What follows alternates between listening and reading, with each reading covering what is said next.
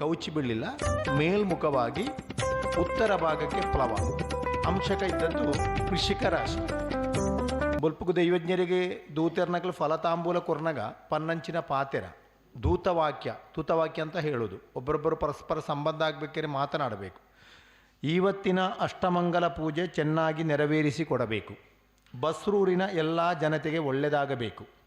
ಎಲ್ಲ ದೈವ ದೇವತೆಗಳ ಅನುಗ್ರಹ ಸಿಗುವ ರೀತಿಯಲ್ಲಿ ನೆರವೇರಿಸಿಕೊಡಬೇಕು. ಪ್ರಧಾನ ದೂತರು ಹೇಳಿದಂತಹ ಮಾತು.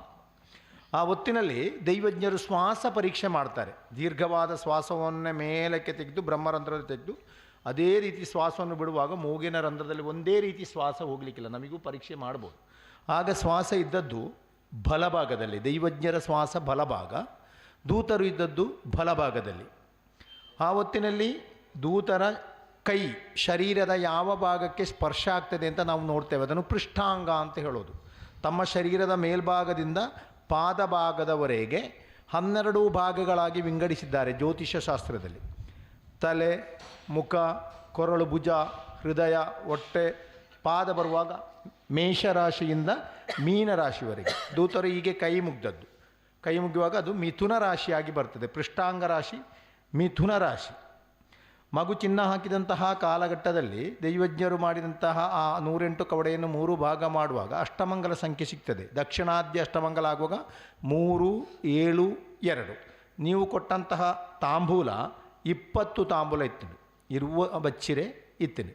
ಪ್ರಥಮಾನಿಧಿ ಪೂಜೆಯ ಆರಂಭಡು ಕೊರ್ನ ವಸ್ತುನು ಪ್ರಥಮಾನಿಧಿ ಪನ್ಪುನೆ. ಅವು ಭಗವದ್ಗೀತೆ ಗ್ರಂಥ. ಗ್ರಹಚಕ್ರ ರೇಖೆ ಉತ್ತರ ರೇಖೆ, ಧನುರಾಶಿ ಹಿಡಿದು ಮೀನರಾಶಿ. ಒಂದು ನಮ್ಗೆ ಅಷ್ಟಮಂಗಲ ಪ್ರಶ್ನಾ ചിന്തനെಗಿತ್ತನ മേൽമട്ടದ വിഷയಗಳು. അപ്പോൾ ഒരു ദിവസത്തെ രാശിപ്രശ്നത്തിൽ നിന്നോ താമ്പൂല പ്രശ്നത്തിൽ വ്യത്യസ്തമായിട്ട് 6 ആരൂഢങ്ങളെ കൊണ്ടാണ് അഷ്ടമംഗലം ചിന്തിക്കൽ. ഒരു ദിവസത്തെ രാശിയാകുമ്പോൾ 2 ആരൂഢങ്ങളെ കിട്ടും. താമ്പൂലമാകുമ്പോൾ 4 ആരൂഢം കിട്ടും. അഷ്ടമംഗലമാകുമ്പോൾ 6 ആരൂഢം. അതിന് മേലെ ഇവരെ ചിന്തകളില്ല. അപ്പോൾ ആരൂഢ, ഉദയ, ലഗ്നാംശ, ഛത്ര, സൃഷ്ടാംഗരാശയ, ചന്ദ്രാധിഷ്ഠരാശിശ്ച ചിന്ത്യാശ പ്രശ്നകർമ്മണി. അങ്ങനെ 6 ആരൂഢം. അത് ജാതക, ഗോള, നിമിത്ത, പ്രശ്ന, മുഹൂർത്ത, ഗണിതം. ഇങ്ങനെ 6 ഗ്രന്ഥങ്ങളെ അടിസ്ഥാനമാക്കി 6 രാശികളെ ആചാര്യന്മാർ സൃഷ്ടിച്ചിട്ടുണ്ട്. അത് ഏകാർത്ഥ സമ്പ്രദായങ്ങളായിട്ട് 6 യോഗങ്ങളും അതിലേക്കുണ്ട് അല്ലേ. അപ്പോൾ അതിൽ ഒന്നാമത്തെ സ്വർണ്ണം വെച്ച രാശി. നിരന്തര ഉദ്യതാംഭാനം കസ്യാപ്യ സുദയസ്തത തദാപ്യ ആരൂഢ വാഞ്ചായ തദോസൈവ പ്രധാനത. പ്രധാനമായിട്ട് സ്വർണ്ണം വെച്ച രാശിയാണ് വളരെ പരമപ്രധാനമായിട്ട് രാശി. അത് ദൈവേച്ഛ കിട്ടുന്ന രാശിയാണ്. അതുപോലെ തന്നെ ദൂതന്മാർ തൊട്ട രാശിയും ദൈവേച്ഛ കിട്ടുന്ന രാശിയാണ്. ബാക്കി 4 രാശിയും 12:23 രാശികളാണ്. അപ്പോൾ 6 ആരൂഢങ്ങൾ പ്രധാനമായിട്ട് 6 മീനൻ രാശിക്ക് ചന്ദ്രോദയം, ശന്യുദയം, 4 നിൽക്കുന്ന വ്യാഴം, 6 ആദിത്യൻ ശുക്രൻ, 7 കേതുവും ശുക്രനും, 7 ആദിത്യൻ, അഷ്ടമത്തിൽ നിൽക്കുന്ന ചൊവ്വ ബുധൻ, 11 ഗുളികൻ, 12 നിൽക്കുന്ന രാഹു. ഇതാണ് സ്വർണം വെച്ച രാശിയുടെ ഗ്രഹനില. ആരൂഢ ഉദയലഗ്ന രാശി. ഉദയരാശി ധനുരാശിക്ക് 2 ഗുളികൻ, 3 രാഹു, 4 ചന്ദ്രൻ ശനി, 7 വ്യാഴം, 9 ശുക്രൻ കേതു, 10 ആദിത്യൻ, 11 ചൊവ്വ ബുധൻ. ആരൂഢ ഉദയ ലഗ്നാംശക രാശി കർക്കടകം. 2 ശുക്രൻ കേതു, 3 ആദിത്യൻ, 4 ചൊവ്വ ബുധൻ, 7 ഗുളികൻ, അഷ്ടമത്തിൽ രാഹു, 9 ചന്ദ്രൻ ശനി, 12 വ്യാഴം. അതെ. ആരൂഢ ഉദയ ലഗ്നാംശക ഛത്രരാശി കിട്ടിയത് കുംഭം. രാഹുദയം 2 ചന്ദ്രൻ ശനി, 5 വ്യാഴം, 7 ശുക്രൻ കേതു, അഷ്ടമത്തിൽ ആദിത്യൻ, 9 ചൊവ്വ ബുധൻ, 12 ഗുളികൻ. സ്പൃഷ്ടാംഗരാശി. സ്പൃഷ്ടാംഗരാശി മിഥുനം.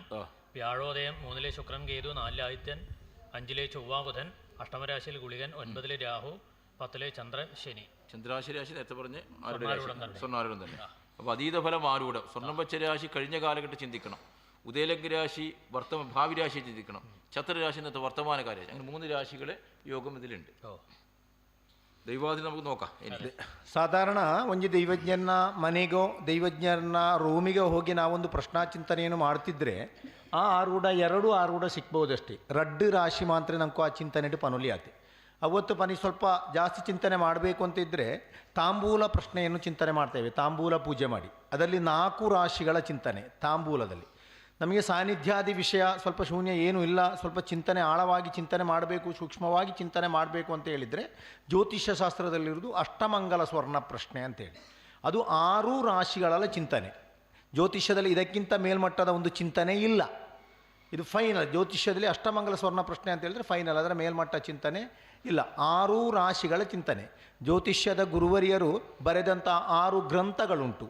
ಜಾತಕ ಗೋಳ ನಿಮಿತ್ತ, ಪ್ರಶ್ನ ಮುಹೂರ್ತ ಗಣಿತ ಎಂಬ 6 ಗ್ರಂಥಗಳ ಆಧಾರವಾಗಿಟ್ಟುಕೊಂಡು ನಮಗೆ ಸಿಕ್ಕುವಂಥ 6 ರಾಶಿಗಳು. ಅದರಲ್ಲಿ ಸ್ವರ್ಣ ಪ್ರಶ್ನಾರೂಢ ರಾಶಿ, ಉದಯ ಲಗ್ನ ರಾಶಿ, ಲಗ್ನಾಂಶಕ ರಾಶಿ, ಛತ್ರಾರೂಢ ರಾಶಿ, ಪೃಷ್ಠಾಂಗ ರಾಶಿ, ಚಂದ್ರಾಶಯ ರಾಶಿ, ಹೀಗೆ 6 ರಾಶಿಗಳು ಇರ್ತದೆ. ಅದರಲ್ಲಿ 6 ರಾಶಿಗಳಲ್ಲಿ ಪ್ರಧಾನ ರಾಶಿ ಮಗು ಚಿಹ್ನ ಹಾಕಿದಂಥ ಸ್ವರ್ಣ ಪ್ರಶ್ನಾರೂಢ ರಾಶಿ. ಅದು ಯಾಕೆಂತ ಹೇಳಿದರೆ, ನಮಗೆ ಯಾವ ರಾಶಿಗೆ ಮಗು ಚಿಹ್ನ ಆಗ್ತದೆ ಆ ರಾಶಿಗೆ ಬಂಗಾರ ಪಾಡ್ಪೇರೆ ಪಂಡ ವಿಷಯ ಗೊಂತಿ ಪೂಜಿ, ಅವು ದೈವ ಇಚ್ಛೆ, ಆ ತುಳುವೇಶ್ವರ ಸಾನ್ನಿಧ್ಯದ ಇಚ್ಛೆ ಪ್ರಕಾರ ಮಗು ಚಿಹ್ನ ಹಾಕಿದಂಥ ರಾಶಿ ಪ್ರಧಾನ. ಮತ್ತೊಂದು ಪೃಷ್ಠಾಂಗ ರಾಶಿ, ಅದು ದೂತರ ಶರೀರಕ್ಕೆ ಸ್ಪರ್ಶವಾಗುವಂಥ ರಾಶಿ. ಅದು ನಮಗೆ ಮೊದಲೇ ಯಾವುದು ಅಂತ ಹೇಳಲಿಕ್ಕೆ ಸಾಧ್ಯ ಇಲ್ಲ, ಅದು ದೈವ ಇಚ್ಛೆ. 6 ರಾಶಿಗಳಲ್ಲಿ ಪ್ರಶ್ನಾರೂಢ ರಾಶಿ ಮತ್ತು ಪೃಷ್ಠಾಂಗ ರಾಶಿ ಪ್ರಧಾನ ರಾಶಿಗಳು. ಬಾಕಿಂದ ಉದಯಲಗ್ನ ರಾಶಿ, ಲಗ್ನಾಂಶಕ ರಾಶಿ, ಛತ್ರಾರೂಢ ರಾಶಿ, ಚಂದ್ರಾಶಯ ರಾಶಿ, ಸಮಯಕ್ಕೆ ಬರುವ ರಾಶಿ 12:23 ಹಾಕಿದರೆ ಅದರ ಸ್ಫುಟಗಣಿತದಲ್ಲಿ ಇಂಥ ರಾಶಿ ಬರ್ತದೆ ಅಂತ ನಮಗೆ ಹೇಳುವಂತಹ ವಿಷಯ ಉಂಟು. ನಮಗೆ ಪ್ರಧಾನ ಬೇಕಾದ್ದು ದೇವಾನುಗ್ರಹ. ನಮ್ಮ ಇವತ್ತಿನ ವಿಷಯದಲ್ಲಿ ದೇವತಾನುಗ್ರಹ ಎಂಚೆ ಉಂಡು, ದೇವರಿನ ಅನುಗ್ರಹ ನಮ್ಗೆ ಎಂಚೆ ಉಂಡು ಒಂದು ಆರಂಭಡು ತೂವಡು. ಷಷ್ಟಂ ದ್ವಾದಶಮಷ್ಟಮಂಜಮುನಯೋ ಭಾವನಿಷ್ಠಾನ್ ವಿದುಹು ಅല്ലേ? ಷಷ್ಟಂ ವೀಕ್ಷದೆ ಯದವೇ ಏವಾಜ ಭಾವ ಸ್ವಯಂ. 6ാമത്തെ രാശി, 8ാമത്തെ രാശി, 12ാമത്തെ രാശി, 3ാമത്തെ രാശി, ഈ രാശികൾ ഗുരു ഇഷ്ടപ്രദനല്ല. ബാക്കി രാശികളും ഗുരു ഇഷ്ടപ്രദനാണ്.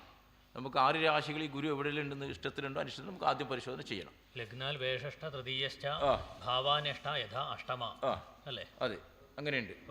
അപ്പോൾ അതിൽ സർവൈശ്വരാണാം ദൃഷണസ്ഥ നിത്യം സാന്നിധ്യമസ്മാതിരൂലേ പ്രായോനുകൂല സകലാശ്ച ദേവാഹ തത്രാനുകൂലേ സകലാനുകൂല. അപ്പോൾ സർവേശ്വര കാരകത്വം വെച്ച് വ്യാഴം 4ാമത്തെ രാശി നിൽക്കുന്നത് സ്വർണ്ണം വെച്ച രാശി ദൈവാധീനമുണ്ട്. അതെ, ഉദയലഗ്ന രാശിക്ക് 7 വ്യാഴം നിൽക്കുന്നതുകൊണ്ട് ആടും ദൈവാധീനത്തിന് ഭാഗമുണ്ട്, ഗുരുബലമുണ്ട്. ആരൂഢോദയ ലഗ്നാംശകത്തിന് 12 വ്യാഴം, ആട് ദൈവാധീനമില്ല. ഛത്രാരൂഢത്തിന് 5 വ്യാഴം, ദൈവാധീനമുണ്ട്. സ്പൃഷ്ടാംഗ ലഗ്നത്തിന് വ്യാഴം ഉദിച്ചു, ദൈവാധീനമുണ്ട്. ചന്ദ്രാഷ്ട രാശിക്ക് വ്യാഴം ഉദിച്ചു. വ്യാഴം 4ാമത്തെ രാശിയിൽ അല്ലേ? അപ്പോൾ 6 ആരൂഢങ്ങൾ 5 ആരൂഢത്തും പരിപൂർണ ദൈവാധീനം, പൂർണ്ണ ദൈവാധീനം. ഒരു ആരൂഢത്തിൽ മാത്രമേ പ്രതികൂലാവസ്ഥയുള്ളൂ. അത്ര ഗ്രഹവും ആ രീതിയിൽ സുരവേശ്വരൻ ആ രീതി കുഞ്ഞിനെ കൊണ്ടാണ് സ്വർണ്ണം വെപ്പിച്ചത്. ആ സമയവും അത് ದೇವತಾನುಗ್ರಹ ನಮ್ಮ ತೂಪುನೆ ಗುರುಂದು ಪನ್ಪುಣಿಂಚಿನ ಗ್ರಹಟ್ಟು ನವಗ್ರೇಶ್ವರುಡು ಸರ್ವ ಈಶ್ವರಲ ಮಾಂತಾ ದೇವತೆಗಳ ಒಳಗೊಳ್ಳುನ ಗ್ರಹವು ಪಂಡಂದಾಂಡ ಗ್ರಹ ಗುರು ಎಂಬ ಗ್ರಹ. ಆ ಗುರು ನಮಗೆ ಅನುಕೂಲದಲ್ಲುಂಟೋ ಪ್ರತಿಕೂಲದಲ್ಲುಂಟೋ ಅಂತ ನೋಡಬೇಕು.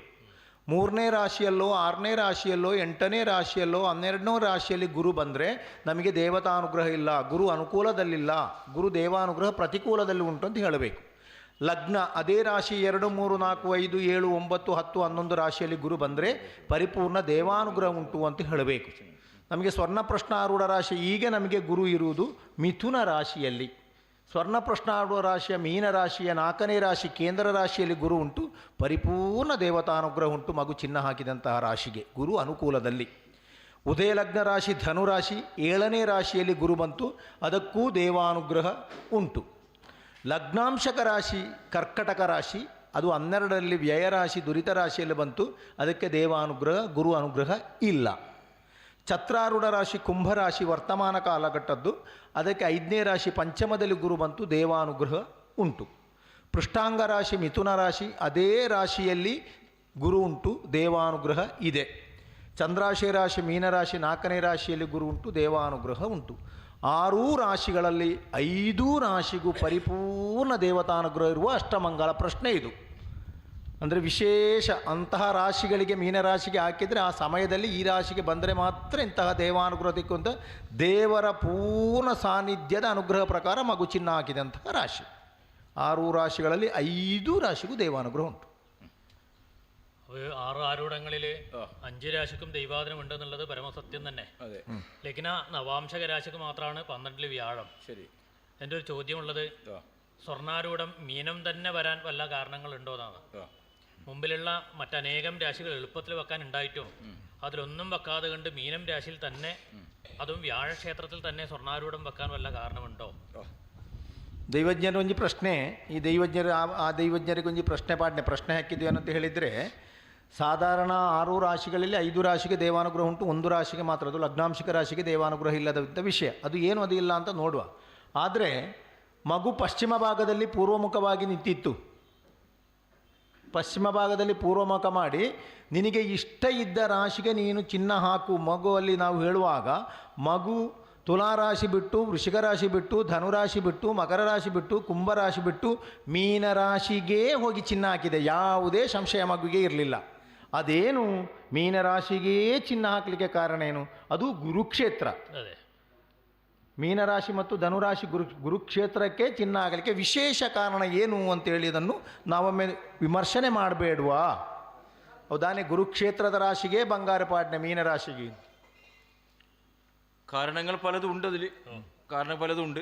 അതിൽ നോക്കുമ്പോൾ കുംഭശ്ചരാണാം അളിജാവസിംഹ സ്ത്രീണാമളികോ വൃഷഭസ്യ നക്ര കുംഭസ്യ കർക്കി മിഥുനസ്യ തന്നി മീനസ്യ ചാവങ്കല് ബാധകം സ്യാദ്. മീനൻ രാശി ചാപരാശിയാണ്, മഹാബാധ രാശി. ആ മഹാബാധയിലേക്ക് മീനത്തിന്റെ അധിപനായിട്ടതായ ഗുരു ദൃഷ്ടി ചെയ്യുകയും ആ ഭാവാധിപൻ വ്യാഴം പൃഷ്ഠരാശിയുടെ 4ാമത്തെ ഭാവം സൃഷ്ടാംഗലഗ്നരാശി ഉദിക്കുകയും ചെയ്യുകയും അതുപോലെ ലഗ്നാംശകവതിയായ ലഗ്നാംശകയുടെ സാന്നിധ്യം, ലഗ്നാംശകവതിയായ ചന്ദ്രൻ ആ പൃഷ്ഠരാശി ഉദിക്കുകയും ചെയ്യുന്ന വിഷയം സാന്നിധ്യപരമായ വിഷയം. വൈഷ്ണവ സംബന്ധമായ സാന്നിധ്യ കലകൾ ഉണ്ട് എന്ന് ദേവൻ പറയുന്നു. ഞാൻ മാത്രമല്ല, വൈഷ്ണവ സംബന്ധമായ കലകളിൽ ദൈവചൈതന്യ കലകളുണ്ട് എന്നുള്ള വിഷയം ഒന്ന്. മറ്റൊരു വിഷയം, ശനി ഉദിച്ച രാശി മീനൻ രാശി ഇന്നത്തെ രാശിക്ക്. അപ്പോൾ ദൈവം പറഞ്ഞു ജീർണം സംസ്കൃതം അർക്കജേ, ശനി ഉദിച്ചാൽ ജീർണതയുണ്ട് എനിക്ക്, ശത്രുയോഗത്തോടുകൂടിയത് പലതരത്തിൽ ജീർണത എനിക്ക് ഇന്നുണ്ട്. ആ ജീർണത പരിഹരിച്ചിട്ട് എൻ്റെ ആരാധനയോഗ്യമാക്കി കഴിഞ്ഞാൽ പ്രദേശമഖിലം ചതുർത്ഥി, ഈ പ്രദേശത്ത് മാത്രമല്ല ഗ്രാമാദ്ഗച്ഛതി, ഗ്രാമവിഷയത്ത് മാത്രം നഗരയോഗങ്ങളോടുകൂടിയുള്ളതായ മറ്റുള്ള വിഷയത്തിൽ ഭക്തന്മാർ അനേകം ഈ സന്നിധിയിൽ എത്തിച്ചേരാൻ സാധ്യതയുണ്ട് എന്നാണ് ദേവൻ ആദ്യം തന്നെ പറഞ്ഞ വിഷയം. ಮೀನರಾಶಿಗೆ ಚಿನ್ನ ಹಾಕಲಿಕ್ಕೆ ಕಾರಣ ಏನು? ಗುರುಕ್ಷೇತ್ರಕ್ಕೆ ಚಿನ್ನ ಹಾಕಲಿಕ್ಕೆ ಕಾರಣ ಏನು ಅಂತ ಹೇಳಿದರೆ ಕಾರಣಗಳು ಹಲವುಂಟು, ಬೇರೆ ಬೇರೆ ಕಾರಣಗಳುಂಟು. ಅದರಲ್ಲಿ ಒಂದನೇ ಕಾರಣ ನಾವು ಅಂತ ಹೇಳಿದರೆ 12 ರಾಶಿಯಲ್ಲಿ ಒಂದೊಂದು ರಾಶಿಗಳು ಬಾಧೆಯಾಗಿ ಮಹಾಬಾಧೆಯಾಗಿ ನಿಲ್ತದೆ. ಒಂದು ರಾಶಿಗೆ ಮತ್ತೊಂದು ರಾಶಿ ಮಹಾಬಾಧೆಯಾಗಿ ನಿಲ್ಲುವುದು. ಮೀನರಾಶಿಗೆ ಮಹಾಬಾಧೆ ಯಾವುದು ಅಂತ ಹೇಳಿದರೆ 10ನೇ ರಾಶಿಯ ಧನುರಾಶಿ ಮಹಾಬಾಧೆ. ಆ ಧನುರಾಶಿಯ ಗುರುವಿನ ಪರಿಪೂರ್ಣ ದೃಷ್ಟಿ 4ನೇ ರಾಶಿಯಲ್ಲಿದ್ದು ಮಿಥುನ ರಾಶಿಯಲ್ಲಿದ್ದು ಆ ರಾಶಿಗೆ ದೃಷ್ಟಿ ಮಹಾಬಾಧೆ. ಆ ಗುರು ಇದ್ದಂತಹ ಮಿಥುನ ರಾಶಿ ಪೃಷ್ಠಾಂಗ ರಾಶಿಯೂ ಹೌದು, ಒಂದು ವಿಶೇಷತೆ ಪೃಷ್ಠಾಂಗ ರಾಶಿಯೂ ಹೌದು. ಮಾತ್ರವಲ್ಲ, ನಮಗೆ 6 ರಾಶಿಯಲ್ಲಿ ದೇವಾನುಗ್ರಹ ಇಲ್ಲದಂಥ ರಾಶಿ ಯಾವುದು ಅಂತ ಹೇಳಿದರೆ ಲಗ್ನಾಂಶಕ ರಾಶಿ. ಸಾನ್ನಿಧ್ಯವನ್ನು ಚಿಂತನೆ ಮಾಡುವುದು ಲಗ್ನಾಂಶಕ ರಾಶಿ. ಆ ಲಗ್ನಾಂಶಕ ರಾಶಿ ಕರ್ಕಟಕ ರಾಶಿಯ ಅಧಿಪತಿ ಅದೇ ಶನಿಯ ಒಟ್ಟಿಗೆ ಮೀನರಾಶಿಯಲ್ಲಿ ಇರುವಾಗ, ಪ್ರಧಾನವಾಗಿ ಮೀನರಾಶಿ ಅಂತ ಹೇಳುವಾಗ ಈಗ ನಾವು ತುಳುವೇಶ್ವರ ಅಂತ ಹೇಳುವ ಸಾನ್ನಿಧ್ಯ ಶಿವ ಸಂಬಂಧವಾದಂತಹ ಸಾನ್ನಿಧ್ಯ. ಅದೇ ಶಿವದೇವರು ಹೇಳೋದು, ನನ್ನ ಸಾನ್ನಿಧ್ಯದಲ್ಲಿ ವೈಷ್ಣವ ಸಂಬಂಧವಾದಂತಹ ಸಾನ್ನಿಧ್ಯಗಳು ಉಂಟು. ಬರೀ ಶಿವ ಮಾತ್ರ ಅಲ್ಲ, ವೈಷ್ಣವಾಂಶ ಸಾನ್ನಿಧ್ಯಗಳು ಉಂಟು ಅಂತ ಹೇಳೋ ಒಂದು ವಿಷಯ ಇದರಲ್ಲುಂಟು. ಮಾತ್ರವಲ್ಲ, ಮೀನರಾಶಿಯಲ್ಲಿ ಶನಿ ಬಂದರೆ ಅರ್ಕಜಂದರೆ ಕ್ಷಯ, ಅಂದರೆ ಸಾನ್ನಿಧ್ಯ ವಿಷಯದಲ್ಲಿ ಕೆಲವು ಕ್ಷಯಗಳುಂಟು. ಪರಿಪೂರ್ಣವಾಗಿ ನನಗೆ ಸಾನ್ನಿಧ್ಯದ ವಿಷಯದಲ್ಲಿ ನಿಮಗೆ ಅನುಗ್ರಹ ಕೊಡಲಿಕ್ಕೆ ಆಗುವುದಿಲ್ಲ. ನನ್ನ ಸಾನ್ನಿಧ್ಯದ ಅಜೀರ್ಣಾವಸ್ಥೆಯನ್ನು ವಿಧಿ ಪ್ರಕಾರವಾಗಿ ಜೀರ್ಣೋದ್ಧಾರ ಮಾಡಿ ಪ್ರತಿಷ್ಠೆ ಮಾಡಿಕೊಂಡು ಬಂದರೆ ಗ್ರಾಮಕ್ಕೂ ಊರಿಗೂ ಎಲ್ಲರಿಗೂ ಅನುಗ್ರಹ ಕೊಡುವುದರೊಂದಿಗೆ ಭಕ್ತರ ಜನಪ್ರವಾಹವನ್ನೇ ತನ್ನ ಬಳಿಗೆ ನಾನು ಮಾಡಿಕೊಳ್ತೇನೆ ಭಕ್ತರೇ ಅಂತ ದೇವರು ಹೇಳುವ ಒಂದು ವಿಷಯ ಉಂಟು. ഇപ്പോൾ ജീർണം സംസ്കൃതം അർക്കജയ ക്ഷിതുതേ ദഗ്ധം നവം ശീതകോ എന്നുള്ള ന്യായം നിയമത്തിലുണ്ട്. ശനി ഉദിച്ചു എന്നുള്ളത് കൊണ്ട് പറയാം. പക്ഷെ അവിടെ ചന്ദ്രൻ ഉദിച്ചത് കാണാതെ പോയിക്കൂടല്ലോ. ചന്ദ്രൻ ഉദിച്ചിട്ടുണ്ട്. സ്വർണ്ണാരൂഢത്തിൽ ചന്ദ്രൻ ഉദിക്കാനുള്ള കാരണം വല്ലതുണ്ടോ? അത് ഞങ്ങൾ പറഞ്ഞല്ലോ, ലഗ്നാംശകേന സാന്നിധ്യം, അതെ, സാന്നിധ്യപതിയായിട്ട് ഉദിച്ചു എന്ന് ഞങ്ങൾ പറഞ്ഞല്ലോ. ബിംബം ചന്ദ്രാംശകേന, ചന്ദ്രനാംശ ബിംബത്തെ ചിന്തിക്കണം, ലഗ്നാംശ രാശി ചന്ദ്രനെ ചിന്തിക്കണം. അതെ, ആ ചന്ദ്രന്റെ പൂർണ്ണ ദൃഷ്ടി വരുന്നത് ആദിത്യനാണ്. അതെ അല്ലേ? അതെ, ആദിത്യ ചന്ദ്രൻ പരസ്പര ദൃഷ്ടിയോഗത്തിൽ നിൽക്കുമ്പോൾ ലക്ഷ്മണ സമ്പൂർണ്ണ ഇതല്ലേ, പൗർണമിയല്ലേ? അതെ, ചന്ദ്രനും ആദിത്യനും കേന്ദ്രസ്ഥിതി നിന്ന് കഴിഞ്ഞാൽ പൗർണമിയാണ്. ഒന്നിച്ച് നിന്നാൽ അമാവാസി, 7ാം ഭാവത്ത് ഏഴിൽ നിന്നാൽ പൗർണമിയാണ്. ആദിത്യനും ചന്ദ്രൻ ഒരേ രാശിയിൽ വന്നാൽ അമാവാസിയും, ആദിത്യൻ്റെ 7ാമത്തെ രാശി ചന്ദ്രൻ വന്നു കഴിഞ്ഞാൽ പൗർണമിയുമാണ്. അന്ന് പൂർണ്ണചന്ദ്രൻ്റെ കലകൾ തികഞ്ഞ ദിവസമാണ് ഇന്ന്. പൂർണ്ണകല തികഞ്ഞ ദിവസമാണെന്ന്. അപ്പോൾ ഈ ഈശ്വരൻ പറയുന്നു, എനിക്കൊരു ശക്തിയുണ്ട്, എനിക്കൊരു ശക്തി കൂടിയുണ്ട്. ഭക്തന്മാർ അതും കൂടി മനസ്സിലാക്കേണ്ടതുണ്ട്.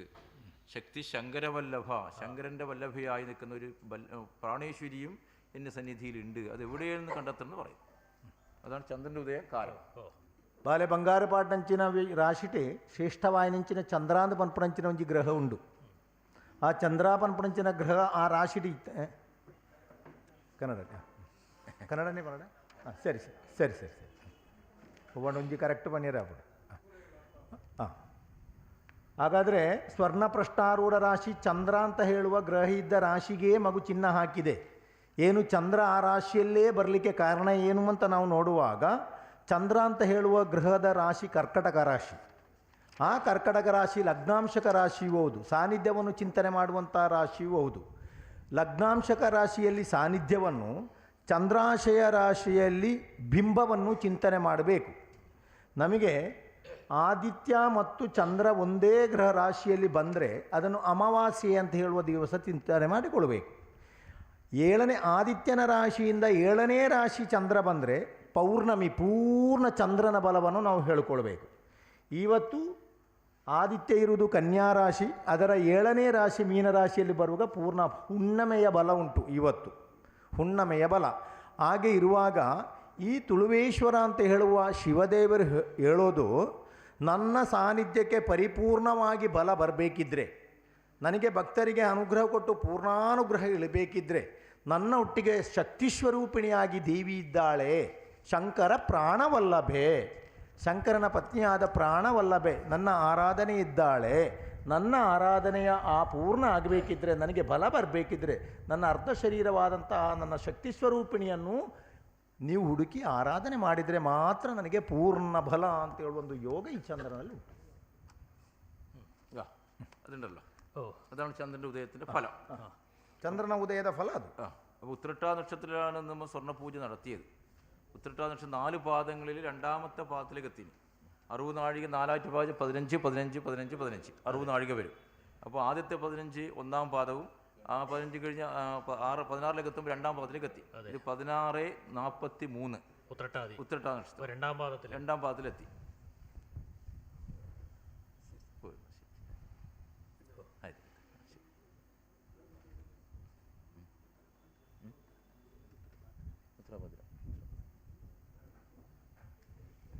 ഉത്തരാഭാദ്ര നക്ഷത്രം 2ാം പാദം.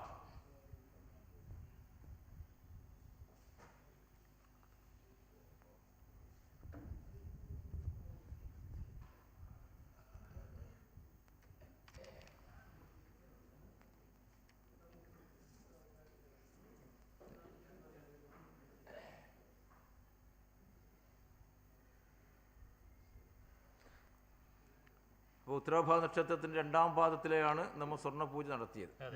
അപ്പോൾ അതിൻ്റെ ഒരു ഫലം, ഓരോ നക്ഷത്രത്തിന് ഓരോരോ ഫലങ്ങളുണ്ട്. ഈ ഉത്തരാഭാദ്ര നക്ഷത്രത്തിന് പ്രത്യേക ഒരു ഫലം പറയുന്നത് വക്താ സുഖി പ്രജാവാൻ, അങ്ങനെ ഒരു ഫലം അതിൽ വക്താ സുഖി പ്രജാവാൻ. അപ്പോൾ പ്രജാക്ഷേമ തൽപരനായ ഒരു രാജാവ് ഉണ്ടായിരുന്നു എന്ന് ഈ ഉത്രട്ട നക്ഷത്രത്തിന് ഒരു യോഗം പറയുന്നുണ്ട്. ജിതശത്രുധാർമ്മികോ ദിദിയാസു എന്ന് പറഞ്ഞ ലക്ഷണത്തിൽ ഈ ഒരു പ്രദേശത്ത്, അതായത് വക്താസുഖി പ്രജാക്ഷേമ തൽപരനായിട്ടതായ ഒരു രാജാവ് ഉണ്ടായിരുന്ന സൂചനയാണ് ഈ ഉത്രട്ട നക്ഷത്രത്തിൻ്റെ 2ാം പാദം വരുന്ന ഒരു ഫലം. അങ്ങനെ ഉണ്ടായിരുന്നു നിങ്ങൾ പറയുന്നത്. ಅದೇ ರಾಜೇಶಣ್ಣ ಪ್ರಧಾನ ವಿಷಯಗಳು ಕೂಡ ಬರೋದು ತೊಂದರೆ. ನಮಗೆ ಇವತ್ತು ಮಗು ಚಿಹ್ನ ಹಾಕಿದಂಥ ಇವತ್ತು ಸ್ವರ್ಣಪ್ರಶ್ನಾರೂಢ ರಾಶಿಯ ಇವತ್ತಿನ ದಿವಸ ಉತ್ತರಾಭಾದ್ರ ನಕ್ಷತ್ರ. ಉತ್ತರಾಭಾದ್ರ ನಕ್ಷತ್ರ, ಒಂದು ನಕ್ಷತ್ರಕ್ಕೆ 4 ಪಾದಗಳುಂಟು. 60 ಗಳಿಗೆ ಬರುವಾಗ ಮೊದಲ 15 ಗಳಿಗೆ ಮೊದಲ ಪಾದ, 2ನೇ 15 ಗಳಿಗೆ 2ನೇ ಪಾದ, 3ನೇ 15 ಗಳಿಗೆ 3ನೇ ಪಾದ, 4ನೇ 15 ಗಳಿಗೆ 4ನೇ ಪಾದ. ನಮಗೆ ಇವತ್ತು ಚಿಹ್ನ ಹಾಕುವಾಗ 16 ಗಳಿಗೆ ವಿಷಯದಲ್ಲಿ ಬರುವಾಗ 1ನೇ ಪಾದ ಕಳೆದು 2ನೇ ಪಾದದಲ್ಲಿ ಉತ್ತರಭಾದ್ರ ನಕ್ಷತ್ರದಲ್ಲಿ ಮಗು ಚಿಹ್ನ ಹಾಕಿದ್ದು. ಏನು ಅದರ ವಿಶೇಷ? ಉತ್ತರಭಾದ್ರ ನಕ್ಷತ್ರದ ಇವತ್ತಿನ ದಿವಸವೇ ಈ ಚಿಹ್ನ ಹಾಕುವಂಥ ಯೋಗ ಏನು ನಮಗೆ ಬಂತು ಅಂತ ಹೇಳುವಾಗ, ಆ ಉತ್ತರಭಾದ್ರ ನಕ್ಷತ್ರ ವಿಷಯ ಹೇಳೋದು ಭಕ್ತ ಸುಖಿ ಪ್ರಜಾವಾನ್. ಅದರ ಅರ್ಥ ಅಂದರೆ ಒಂದು ಕಾಲಘಟ್ಟದಲ್ಲಿ ಈ ಪ್ರದೇಶ ಭೂವ್ಯಾಪ್ತಿಯಲ್ಲಿ ಅತಿ ಶ್ರೇಷ್ಠನಾದ ಪ್ರಜೆಗಳ ಯೋಗಕ್ಷೇಮವನ್ನು ನೋಡಿಕೊಳ್ಳುವಂತಹ ಭಕ್ತನಾದಂತಹ ಶ್ರೇಷ್ಠವಾದಂಥ ರಾಜ ಇದ್ದ, ಪ್ರಜೆಗಳ ಯೋಗಕ್ಷೇಮವನ್ನು ನೋಡಿಕೊಳ್ಳುವಂಥ ಒಬ್ಬ ರಾಜ ಈ ಆಸುಪಾಸಿನಲ್ಲಿ ಪ್ರದೇಶದಲ್ಲಿ ಇದ್ದ ಅಂತ ಹೇಳುವ ವಿಷಯ ಕಾಣ್ತಾ ಉಂಟು. ಹೌದಾ ಅಲ್ವಾ ಅಂತ ನೀವು ಹೇಳಬೇಕಷ್ಟೇ, ಗೊತ್ತಿದ್ದರೆ. ಅಂಥೊಂದು ವಿಷಯ ಉತ್ತರಾಭಾದ್ರ ವಿಷಯದಲ್ಲಿ ಪ್ರಜಾವಾನ್ ಅಂತ ಹೇಳಿದರೆ ಭಕ್ತರ ಸಕಲ ಯೋಗಕ್ಷೇಮವನ್ನು ನೋಡಿ ಆಡಳಿತ ಮಾಡುತ್ತಂಥ ಭಕ್ತನಾದ ರಾಜ ಇದ್ದ. ಅಲ್ಲ, ಪೂರ್ವಕಾಲಘಟ್ಟದಲ್ಲಿ അതീത പരമാരൂഢന്നല്ലേ, ಅಂದರೆ ಸ್ವರ್ಣ ಪ್ರಶ್ನಾರೂಢ ರಾಶಿ ಉಂಟಲ್ಲ, ಸ್ವರ್ಣ ಪ್ರಶ್ನಾರೂಢ ರಾಶಿಯಲ್ಲಿ ಭೂತಕಾಲವನ್ನು, ಉದಯಲಗ್ನ ರಾಶಿಯಲ್ಲಿ ಭವಿಷ್ಯತ್ ಕಾಲವನ್ನು, ಛತ್ರಾರೂಢ ರಾಶಿಯಲ್ಲಿ ವರ್ತಮಾನವನ್ನು ಚಿಂತನೆ ಮಾಡಬೇಕು. ಆಗ ನಮಗೆ ಪ್ರಶ್ನಾರೂಢ ಮೀನರಾಶಿ ಗುರುಕ್ಷೇತ್ರ ಯಾಕೆ ಬಂದದ್ದು? ನಾವು ಆಳಿದು ವೈಕುಂಠ ಸಂಬಂಧವಾದಂಥ, ವಿಷ್ಣು ಸಂಬಂಧವಾದಂಥ ಒಂದು ಆರಾಧನೆ ಉಂಟು ಅಂತ ಹೇಳುವ ವಿಷಯ ಒಂದು.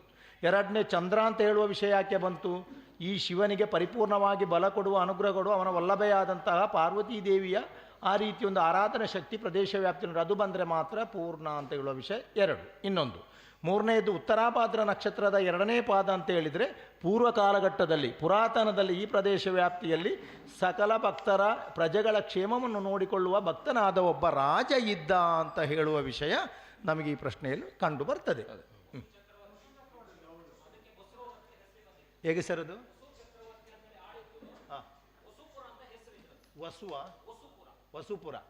ವಸುಪುರ ಅಂತ ಈ ಊರಿಗೆ ಹೆಸರು. ರಾಜನ ಹೆಸರು ವಸು ಚಕ್ರವರ್ತಿ. ಹಾಂ ಸರಿ, ವಸುಪುರ ಅಂತ ಪೇರುಂಡಾಯಲ್ಲ, ವಸು ಚಕ್ರವರ್ತಿ. ಸರಿ, ವಸುಪುರ ಅಂತ ಪೇರು. ವಸು ಅಂದರೆ ಚಕ್ರವರ್ತಿ, ಅದಕ್ಕೆ ಬಸುಪುರ, ವಸು ತದ್ಭವಲ್ಲ, രാജാവിന്റെ വസു ചക്രവർത്തി. ഈ നാടിൻ്റെ പൂർവ്വ നാമധേയം വസുപുര, അത് പിന്നെ ബസ്റുവായി അല്ലേ. ಅದೊಂದು ರಾಜನೇ ಪ್ರಜಾವಾನ್. ಉತ್ತರಾಭಾದ್ರ ನಕ್ಷತ್ರ 2ನೇ ಪಾದದ ಭಕ್ತ ಸುಖಿ ಪ್ರಜಾವಾನ್. ಒಂದು ರಾಜ ಇದ್ದೆ ವಿಷಯ ಹಿನ್ನ ಒಂದು ರಾಜ ಇತ್ತೆ ಎಂದು ಬಂತದ್ದು, ಆಯ್ತನ್ನೋ ವಿಷಯ ಬಂತದ್ದು.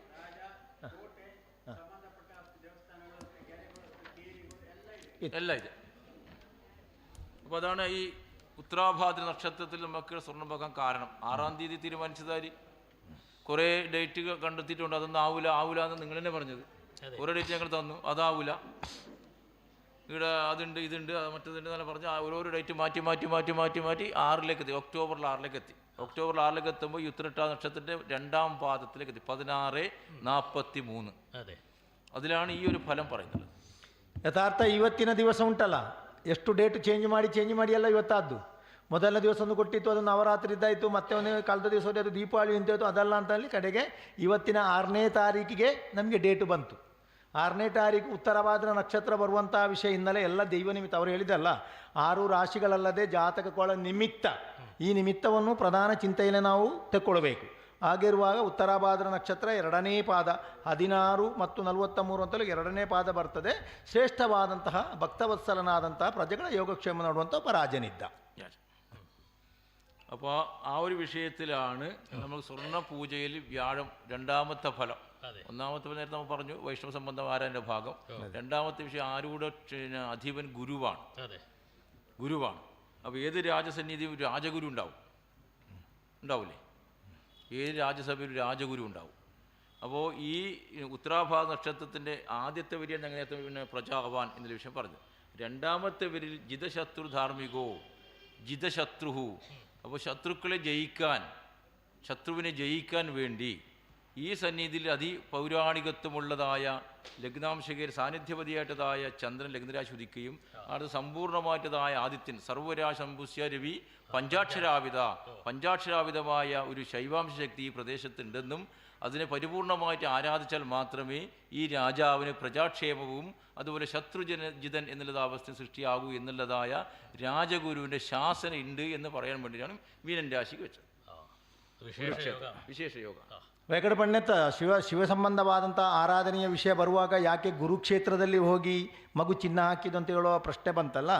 ಒಂದು, ವಿಷ್ಣು ಸಂಬಂಧವಾದಂಥ ಆರಾಧನೆಗಳು ಉಂಟು ಅಂತ ಹೇಳುವ ವಿಷಯ. ನಮಗೆ ಇದರಲ್ಲಿ ಶೈವ ಸಾನ್ನಿಧ್ಯ ಮಾತ್ರ ಅಲ್ಲ, ವಿಷ್ಣು ಸಂಬಂಧವಾದಂಥ ಆರಾಧನೆಗಳು ಉಂಟು ಅಂತ ಹೇಳುವ ವಿಷಯ. ಎರಡನೇ, ಅದೇ ರಾಶಿ ಉತ್ತರಾಭಾದ್ರ ನಕ್ಷತ್ರ ಗುರು 4ನೇ ರಾಶಿಯಲ್ಲಿ ಬರಲಿಕ್ಕೆ ಅಂತ ಹೇಳುವಾಗ ಶ್ರೇಷ್ಠವಾದಂತಹ ರಾಜ ಇದ್ದ ಅಂತ ಹೇಳುವ ವಿಷಯ ಒಂದು. ಎರಡನೇ, ರಾಜ ಅಂತ ಹೇಳುವಾಗ ಆ ರಾಜನರಿಗೆ ಎಲ್ಲ ರೀತಿಯ ಬೋಧನೆಯನ್ನು ಮಾಡುವ ಶ್ರೇಷ್ಠವಾದಂಥ ಒಂದು ರಾಜಗುರುವು ಇದ್ದ. ಆ ರಾಜಗುರುವ ಜಿತ ಶತ್ರು ಅಂತ ಒಂದು ಮಾತುಂಟು. ಜಿತ ಅಂದರೆ ಶತ್ರುಗಳನ್ನು ಗೆಲ್ಲಿಕೆ ಬೇಕಾಗಿ. ರಾಜ್ಯ ಅಂತ ಹೇಳುವಾಗ ಶತ್ರುಗಳ ಆಕ್ರಮಣ ಇರ್ತದೆ. ಅಂಥ ಶತ್ರುಗಳನ್ನು ಗೆಲ್ಲುವ ವಿಷಯದಲ್ಲಿ ರಾಜ್ಯಗಳ ಯೋಗಕ್ಷೇಮ ಬೇಕು. ಹೊರಬರುವಂಥ ಶತ್ರುಗಳನ್ನು ಗೆಲ್ಲುವಂಥ ವಿಷಯದಲ್ಲಿ ಪರಿಪೂರ್ಣವಾಗಿ ಆ ಲಗ್ನಾಂಶಕ ರಾಶಿಯ ಚಂದ್ರನೇ ಇರುವಾಗ ನಮಃಶಿವಾಯ ಅಂತ ಹೇಳುವ ಪಂಚಾಕ್ಷರಿ ಮಂತ್ರದಲ್ಲಿರುವಂತಹ ಒಂದು ಶಿವನ ಸಾನ್ನಿಧ್ಯ ಈ ಪ್ರದೇಶ ವ್ಯಾಪ್ತಿಯಲ್ಲಿ ಉಂಟು ಅದನ್ನು ನೀನು ವಿಧಿವತ್ತವಾಗಿ ಆರಾಧನೆ ಮಾಡಿಕೊಂಡು ಬಂದರೆ ಮಾತ್ರ ನಿನಗೆ ರಾಜ್ಯದಲ್ಲಿ ಕ್ಷೇಮವೂ ಸಿಗ್ಬೋದು, ಶತ್ರುಗಳನ್ನು ಗೆಲ್ಲಬಹುದು ಅಂತ ಉಪದೇಶ ಕೊಟ್ಟರು ಯಾರು? ಈ ರಾಜಗುರು ಈ ರಾಜನಿಗೆ ಕೊಟ್ಟರು. ಪ್ರದೇಶ ವ್ಯಾಪ್ತಿಯಲ್ಲಿ ಶ್ರೇಷ್ಠವಾದಂತಹ ಒಂದು ಶಿವ ಸಾನ್ನಿಧ್ಯದ ವಿಷಯ ಉಂಟು. ಆ ಶಿವ ಸಾನ್ನಿಧ್ಯನ ವಿಧಿ ಪ್ರಕಾರವಾಗಿ ಆರಾಧನೆ ಮಾಡಿಕೊಂಡು ಬಂದರೆ ರಾಜ್ಯಕ್ಕೆ ಸಕಲ ಕ್ಷೇಮವೂ ಬರ್ತದೆ, ಶತ್ರುಗಳನ್ನು ಗೆಲ್ಲುವಂಥ ಎಲ್ಲ ಅನುಗ್ರಹ ಬರ್ತದೆ ಅಂತ ಹೇಳಿ ಒಂದು ರಾಜಗುರು ಈ ರಾಜನಿಗೆ ಬೋಧನೆ ಮಾಡಿದಂಥ ವಿಷಯ ಕಾಣ್ತದೆ. ಸೃಷ್ಟಿಸ್ಥಿತಿ ಓ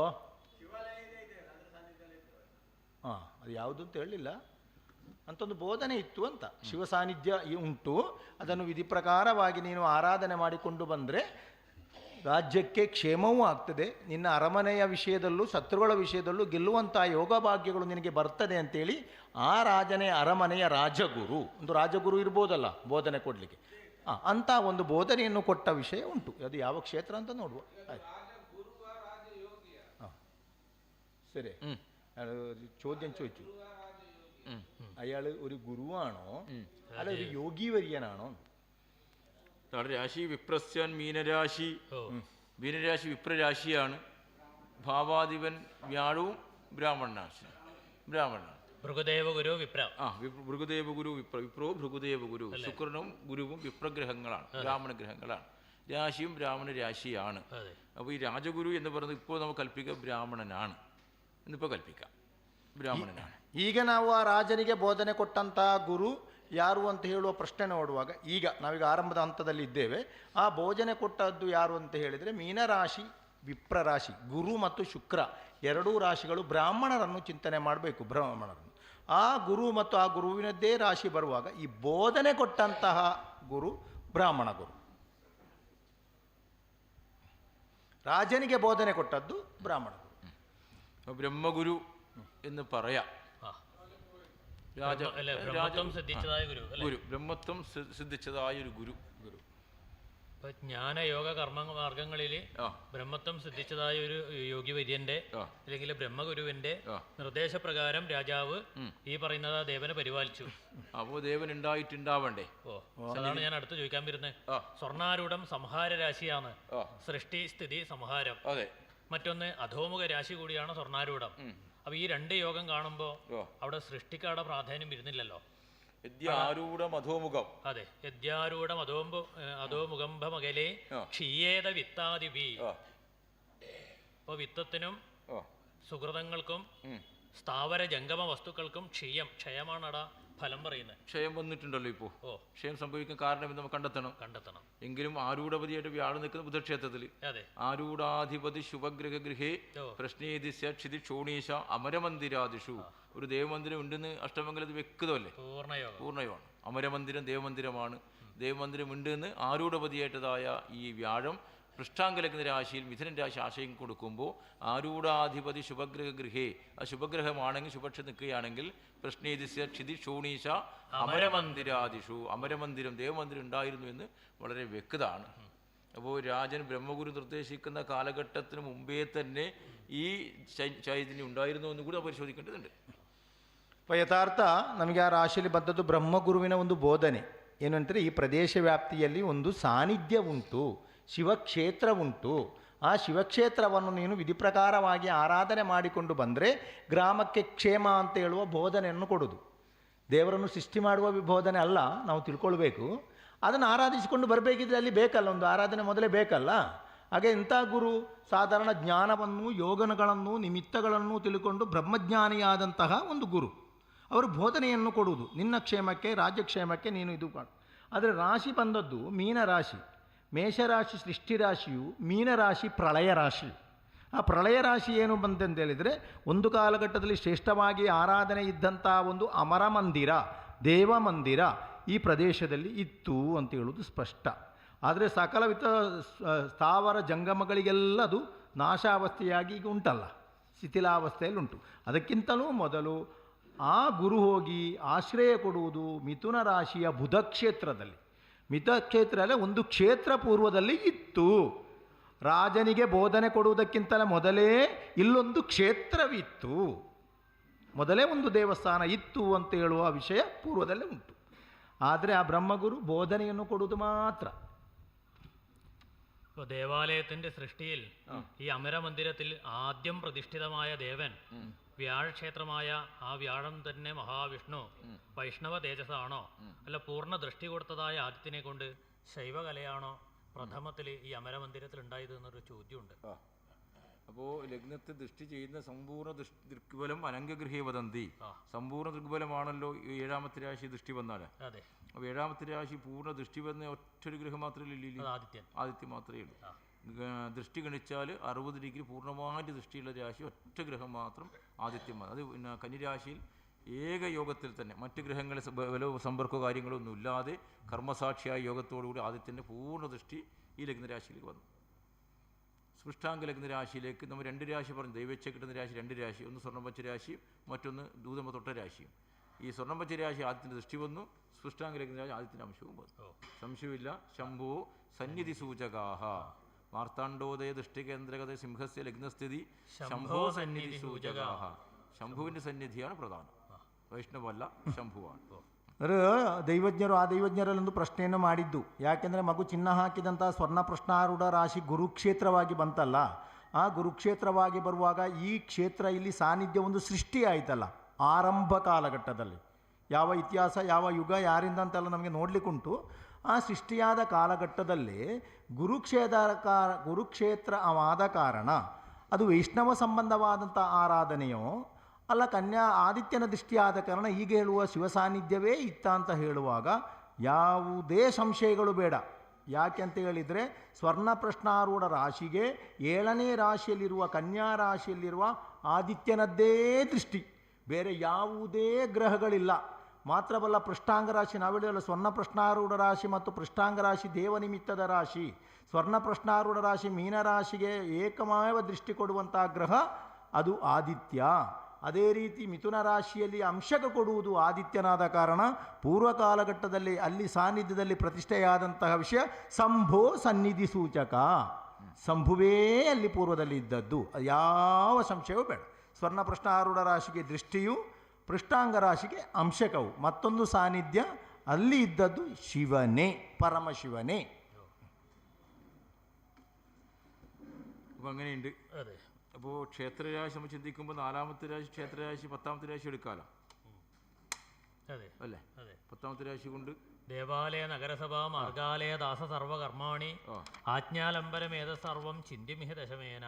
10ാമത്തെ താമ്പൂലം കൊടുക്കുന്ന സമയത്ത് ദൂതന്മാർ എണ്ണാതെടുത്ത താമ്പൂലം ദൈവജ്ഞ പരിശോധന അതിൽ 10ാമത്തെ താമ്പൂലം മാത്രമേ നല്ലത്. അതെ. 20 വെറ്റിന് 12 വെറ്റ് നോക്കും. അതിന് വേറെ ക്ഷതങ്ങളുണ്ടോ, മളാനിക്ഷത്യാദ്യുഭേദം മളാനീയ ക്ഷതി ഉണ്ടോ നോക്കും. ബാക്കിയെല്ലാം ദോഷം തന്നെയാണ്. ഒന്ന് മാത്രം 10ാമത്തെ മാത്രം നല്ലത്. എന്താണ്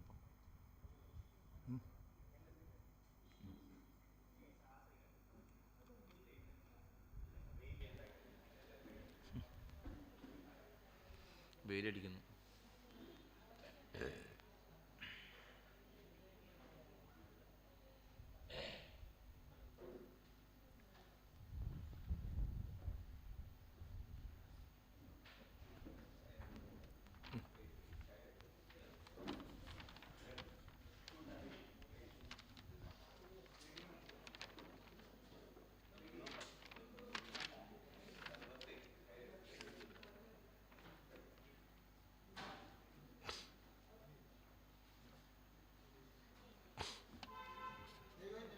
नमस्ते नमस्ते नमस्ते नमस्ते नमस्ते नमस्ते नमस्ते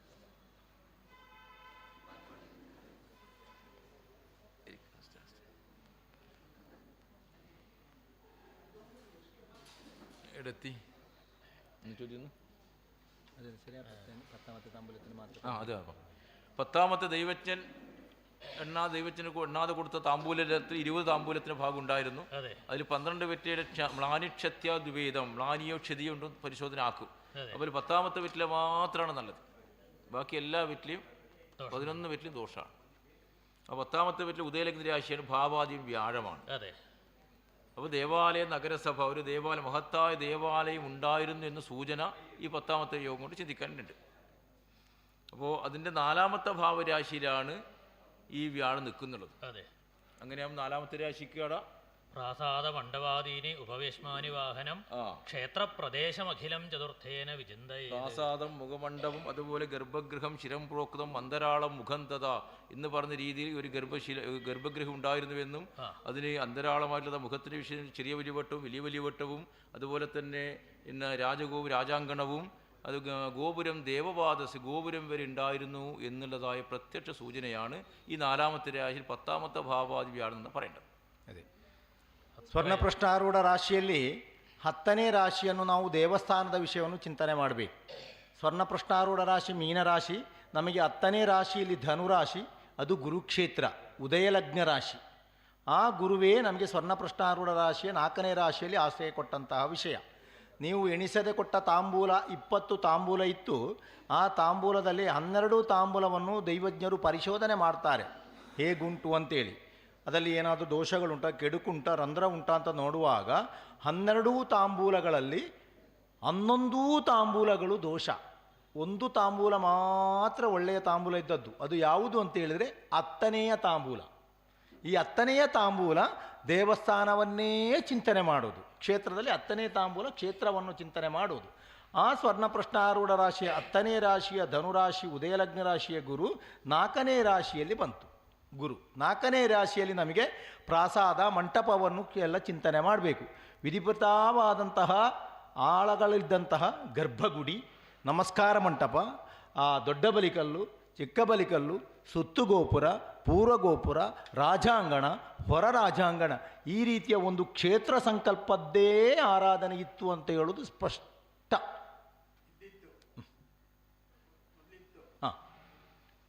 ഇപ്പോൾ നിവർത്തിപതിയായിട്ടതായ ബുധൻ 8ാമത്തെ രാശി ആശയം കൊടുക്കുമ്പോൾ ദേവൻ കണ്ണു വീഴ്ചിട്ടുണ്ട്, ജീർണോദ്ധാരണം കണ്ണു വീഴ്ചിട്ടുണ്ട്. എങ്ങനെ ഭക്തന്മാർ മുമ്പോട്ട് പോകുന്നതെന്ന് ചോദ്യമുണ്ട്. ವಿಧಿ ಪ್ರಕಾರವಾದಂಥ ಗರ್ಭಗುಡಿ, ನಮಸ್ಕಾರ ಮಂಟಪ, ಸುತ್ತುಗೋಪುರ, ನೈವೇದ್ಯ ಕೊಠಡಿ, ಸಪ್ತಮಾತೃಗವು, ಬಲಿಕಲ್ಲು, ರಾಜಾಂಗಣ, ಹೊರ ರಾಜಾಂಗಣ, ಗೋಪುರ ಎಲ್ಲ ಇದ್ದಂಥ ಆ ದೇವಸ್ಥಾನ ಇತ್ತು ಅಂತ ನಿಮಗೆ ಗೊತ್ತುಂಟು. ಯಾವುದು ಟಾಲಿ ಟಾಲಿ ಇಲ್ಲಪ್ಪ. ಆ ಟ್ಯಾಲಿ ಆಗೋಳೆ ಹೇಳೋದು ದೇವರು ಸ್ವರ್ಣಪೃಷ್ಠಾರೂಢ ರಾಶಿಯ 7ನೇ ರಾಶಿ ನಿವೃತ್ತಿ ರಾಶಿಯಾಗಿ ಬಂತು.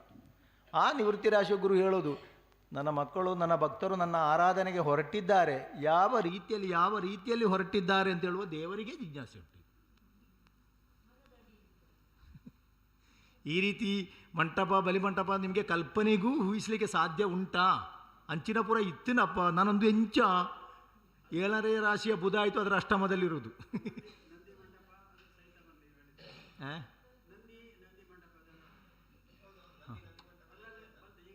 ಎಲ್ಲ ಇತ್ತು ನಂದಿ ಮಂಟಪ. ಅದು ನಮಸ್ಕಾರ ಮಂಟಪದಲ್ಲಿ ಅಲ್ವ ನಂದಿ ಮಂಟಪ ಬರೋದು. ಗರ್ಭಗುಡಿ, ನಮಸ್ಕಾರ ಮಂಟಪ, ಅದರ ಸುತ್ತು ಪ್ರದಕ್ಷಿಣೆ, ಒಳಗೋಪುರ, ಹೊರಗೋಪುರ ಎಲ್ಲ ಇರುವಾಗ ಈಗ ನೀವು ಹೊರಟದ್ದೇ ಅಲ್ವ ಜೀರ್ಣೋದ್ಧಾರಕ್ಕೆ. 7ನೇ ರಾಶಿ ನಿವೃತ್ತಿ ರಾಶಿ, ಜೀರ್ಣೋದ್ಧಾರ ಪರಿಹಾರ ರಾಶಿ, ಅದು ಕನ್ಯಾ ರಾಶಿ. ಆ ಬುಧ ಆಯಿತು ಆರೂಢದ ಅಷ್ಟಮದಲ್ಲಿ ಇರುವುದು. ಈ ಕಲ್ಪನೆಯನ್ನು ಭಕ್ತರು ಹೇಗೆ ಪೂರೈಸ್ತಾರೆ ಅಂತೇಳಿ ದೇವರಿಗೆ ಜಿಜ್ಞಾಸೆ ಉಂಟು ಅಂತ. ಕಣ್ಣು ಮಿರುಕಿಸಿ ನೋಡುವುದು ದೇವರಿಗೆ. 2 യോഗമുണ്ട് മീനൻ രാശിക്ക്. മത്സ്യവും 2 മത്സ്യങ്ങളുടെ യോഗമാണ്, കൂണു രാശി കൂടിയാണ്. അപ്പോൾ ആ രാശിക്ക് പ്രകൃതി കാലകം ചന്ദ്രൻ ഉദിച്ച രാശിയാണ്.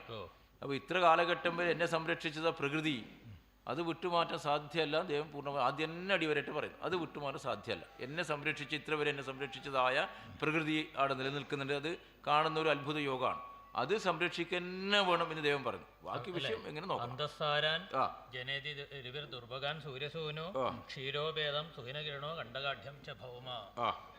അങ്ങനെ പറഞ്ഞു. ಒಂದು ವಿಷಯ ಇಲ್ಲುಂಟು. ನಮಗೆ ಮಗು ಚಿನ್ನ ಹಾಕಿದಂಥ ಸ್ವರ್ಣಪೃಷ್ಠಾರೂಢ ರಾಶಿ ಮೀನರಾಶಿ. ಆ ಮೀನರಾಶಿ ಕೋಣ ರಾಶಿ, ಮೂಲೆಯ ರಾಶಿ. ಹೌದು, ಮೀನರಾಶಿಗೆ ಚಿತ್ರಣ, ಒಂದೊಂದು ರಾಶಿಗೆ ಒಂದೊಂದು ಚಿತ್ರಣ ಉಂಟಲ್ಲ.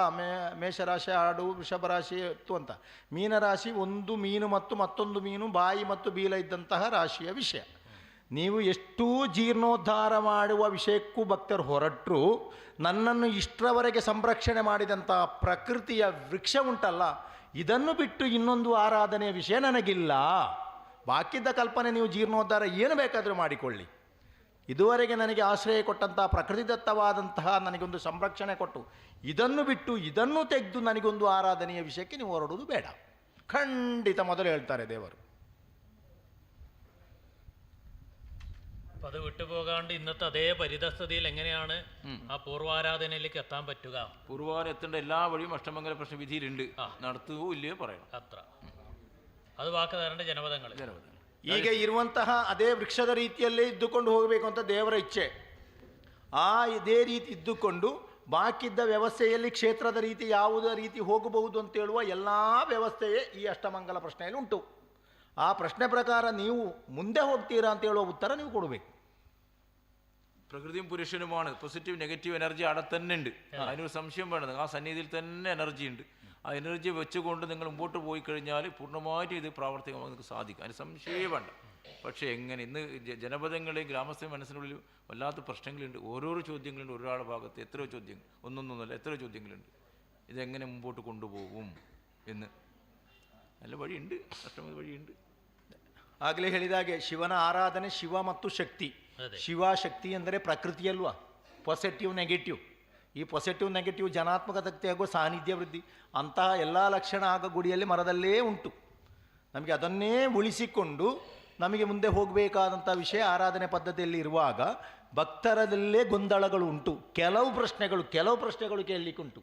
ಇದು ಹೇಗೆ, ಅದು ಹೀಗೆ, ಅದು ಹಾಗಾದೀತೋ, ಇದು ಹೀಗಾದೀತೋ, ಅದು ಹಾಗೆ ಅಲ್ವೋ, ಈಗ ಉಂಟಾ ಅಂತ ಹೇಳುವ ಎಲ್ಲ ಕ್ವಶ್ಚನ್ಗಳೇ ಪ್ರಶ್ನೆ ವಾಕ್ಯ ಭಕ್ತರಲ್ಲಿರೋದು. ಇದನ್ನೆಲ್ಲ ನಿವಾಳಿಸಿಕೊಂಡು ಹೋಗಬೇಕಾಗ್ತದೆ.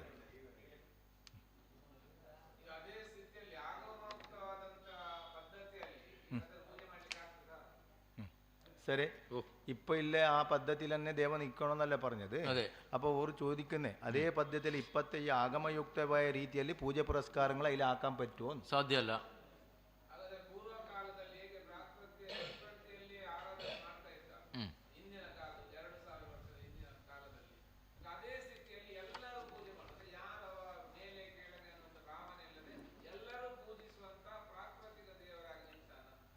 അത് ദൈവം സൃഷ്ടിച്ചതായ ഒരു മായ വിഷയം മാത്രമാണത്.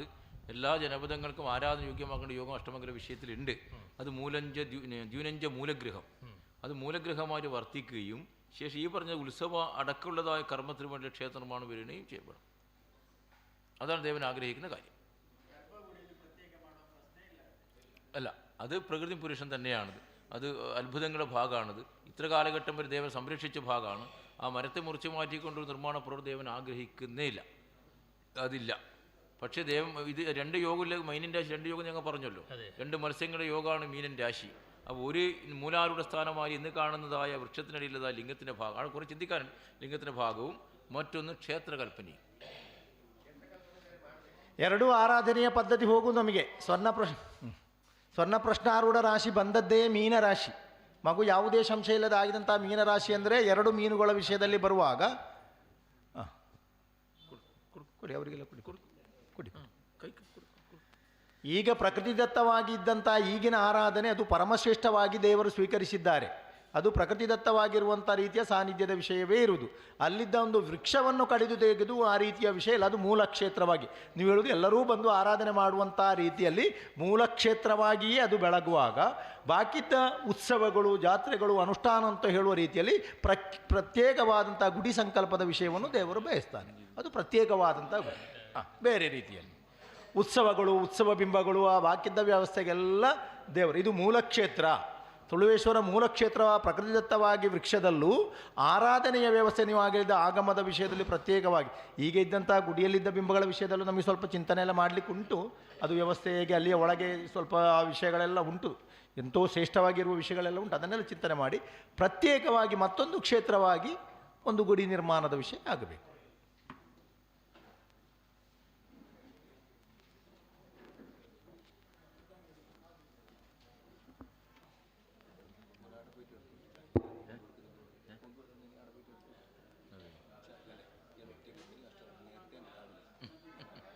ഒരു രസം. അതൊക്കെ ഒരു രസമായി.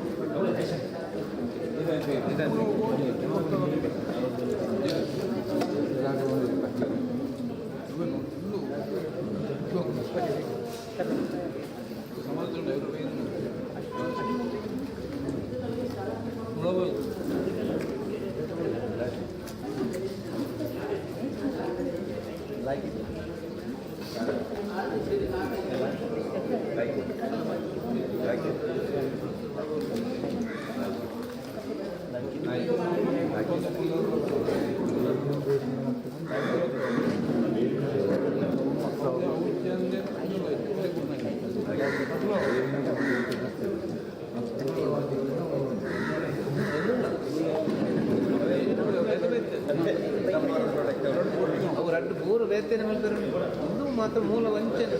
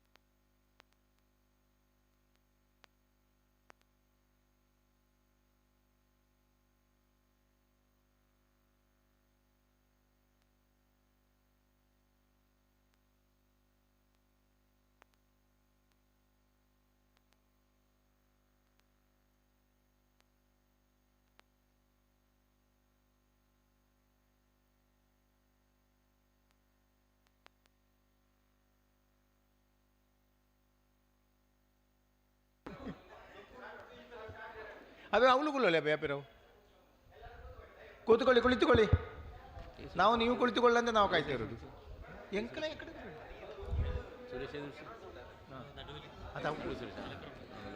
ಬನ್ನಿ ಬನ್ನಿ ಎಲ್ಲರೂ ಕೂತ್ಕೊಳ್ಳಿ. ಆ ನೆರಳು ಇದ್ದಲ್ಲಿ ಕೂತ್ಕೊಳ್ಳಿ. ನಾವು ಮುಂದುವರಿಯುವ.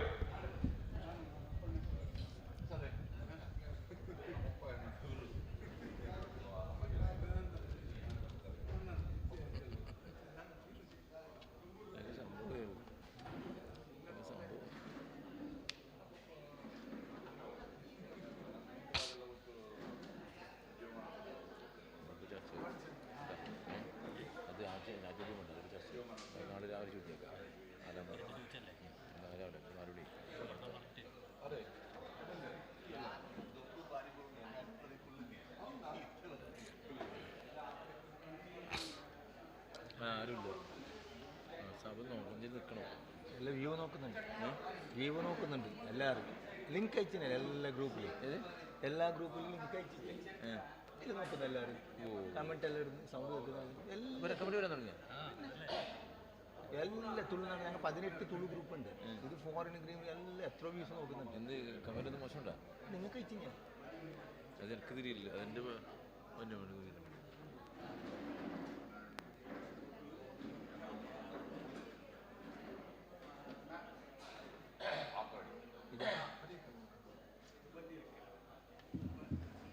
കമന്റ് എന്ത് വരുന്നത്?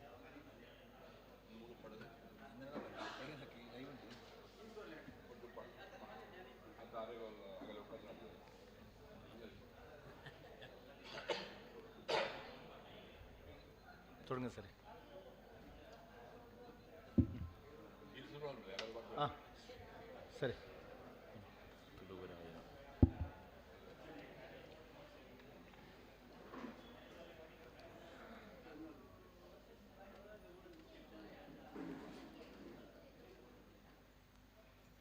സദ്യോമൃതി ഉണ്ടല്ലോ പ്രശ്നത്തിൽ.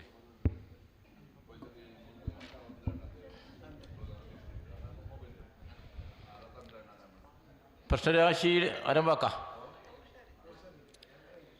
ഉദയലഗ്നരാശിയുടെ 4 ചന്ദ്രൻ ലഗ്നരാശിയുടെ ഉദിച്ചതും ഒരു സദ്യോമൃതി സൂചനയുടെ ഭാഗമാണ് പ്രശ്നവിചാരത്തിലുള്ളത്.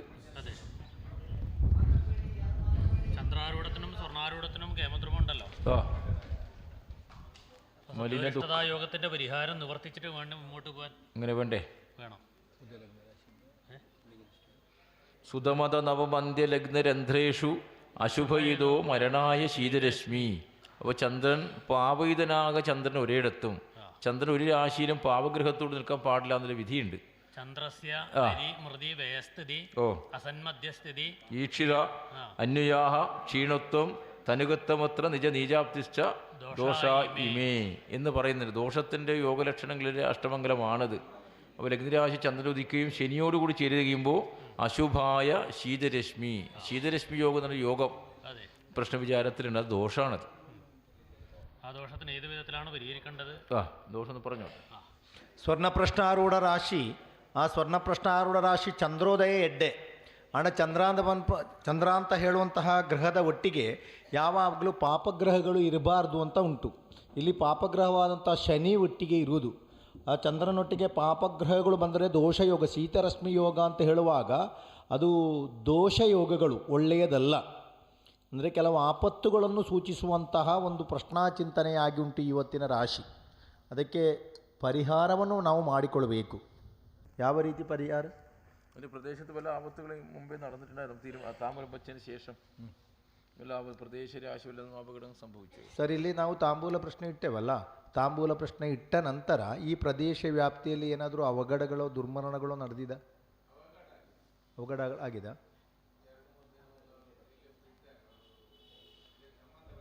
ಹಾಂ, ಹೌದಾ?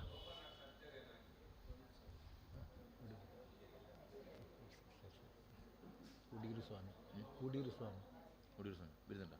ഇല്ല, നാളെ. അതൊരിട അടുത്തുള്ള ഒരാൾക്ക് എന്തോ ഹാർട്ടിൻ്റെ കുറച്ച് ഇതായിരുന്നു. ಆಸ್ಪತ್ರೆಯಲ್ಲಿದ್ದಾರಾ? ಬೇರೆ ಏನಾದರೂ ಅವಘಡಗಳು ದುರ್ಮರಣಗಳು ಅಂಥದ್ದೇನಾದರೂ ಆಗಿದೆ ಪ್ರದೇಶ ವ್ಯಾಪ್ತಿಯಲ್ಲಿ? ಸಾಧಾರಣ ಈ ಬಸ್ರೂರು ಗ್ರಾಮ ಅಂತ ಹೇಳುವ ರೀತಿಯಲ್ಲಿ ಅದು ಸಾಧಾರಣ ಈ ದೇವಸ್ಥಾನಕ್ಕೆ ಸಂಬಂಧಪಟ್ಟ ಪ್ರದೇಶ ವ್ಯಾಪ್ತಿಯನ್ನು ನಾವು ಹೇಳೋದು. ದೇವಸ್ಥಾನ ಬಸೂರು ಗ್ರಾಮ ಆಗುವಾಗ ಗ್ರಾಮ ಸಂಬಂಧವಾದ ಕ್ಷೇತ್ರದಲ್ಲಿ, ಯಾಕೆಂದರೆ ಒಂದು ವೇಳೆ ಅಂಥ ಒಳಗಡೆ ಆದರೆ ಅದರ ಫಲ ಆಯಿತು ಅಂತ ಲೆಕ್ಕ. ಅದು ಆಗಲಿಲ್ಲ ಅಂತ ಹೇಳಿದರೆ ಅದು ಬರುವಂಥ ನಿಮಿತ್ತಗಳು ಉಂಟು. ಆದ ಕಾರಣ ಅದು ಬರದಾಗೆ. ಯಾಕೆಂದರೆ ನಮಗೆ ಬಾಕಿದ್ದ ದೇವಾನುಗ್ರಹ ಕ್ಷೇತ್ರ ಸಂಬಂಧವಾದಂತಹ ವಿಷಯದಲ್ಲಿ ದೇವಾನುಗ್ರಹ ಇದ್ದರೂ ನಮಗೆ ಚಂದ್ರ ಅಂತ ಹೇಳೋ ಗ್ರಹ ಶನಿ ಪಾಪಗ್ರಹದೊಟ್ಟಿಗೆ ಇದ್ದರೆ ಅದು ದೋಷಗಳು ಅಂತ ಲೆಕ್ಕ. ಆ ದೋಷಗಳು ಬರದಾಗೆ ನಾವು ಜಾಗೃತರೂ ಆಗಬೇಕು. ಆಗಲೇ ದೈವಜ್ಞರೊಂದು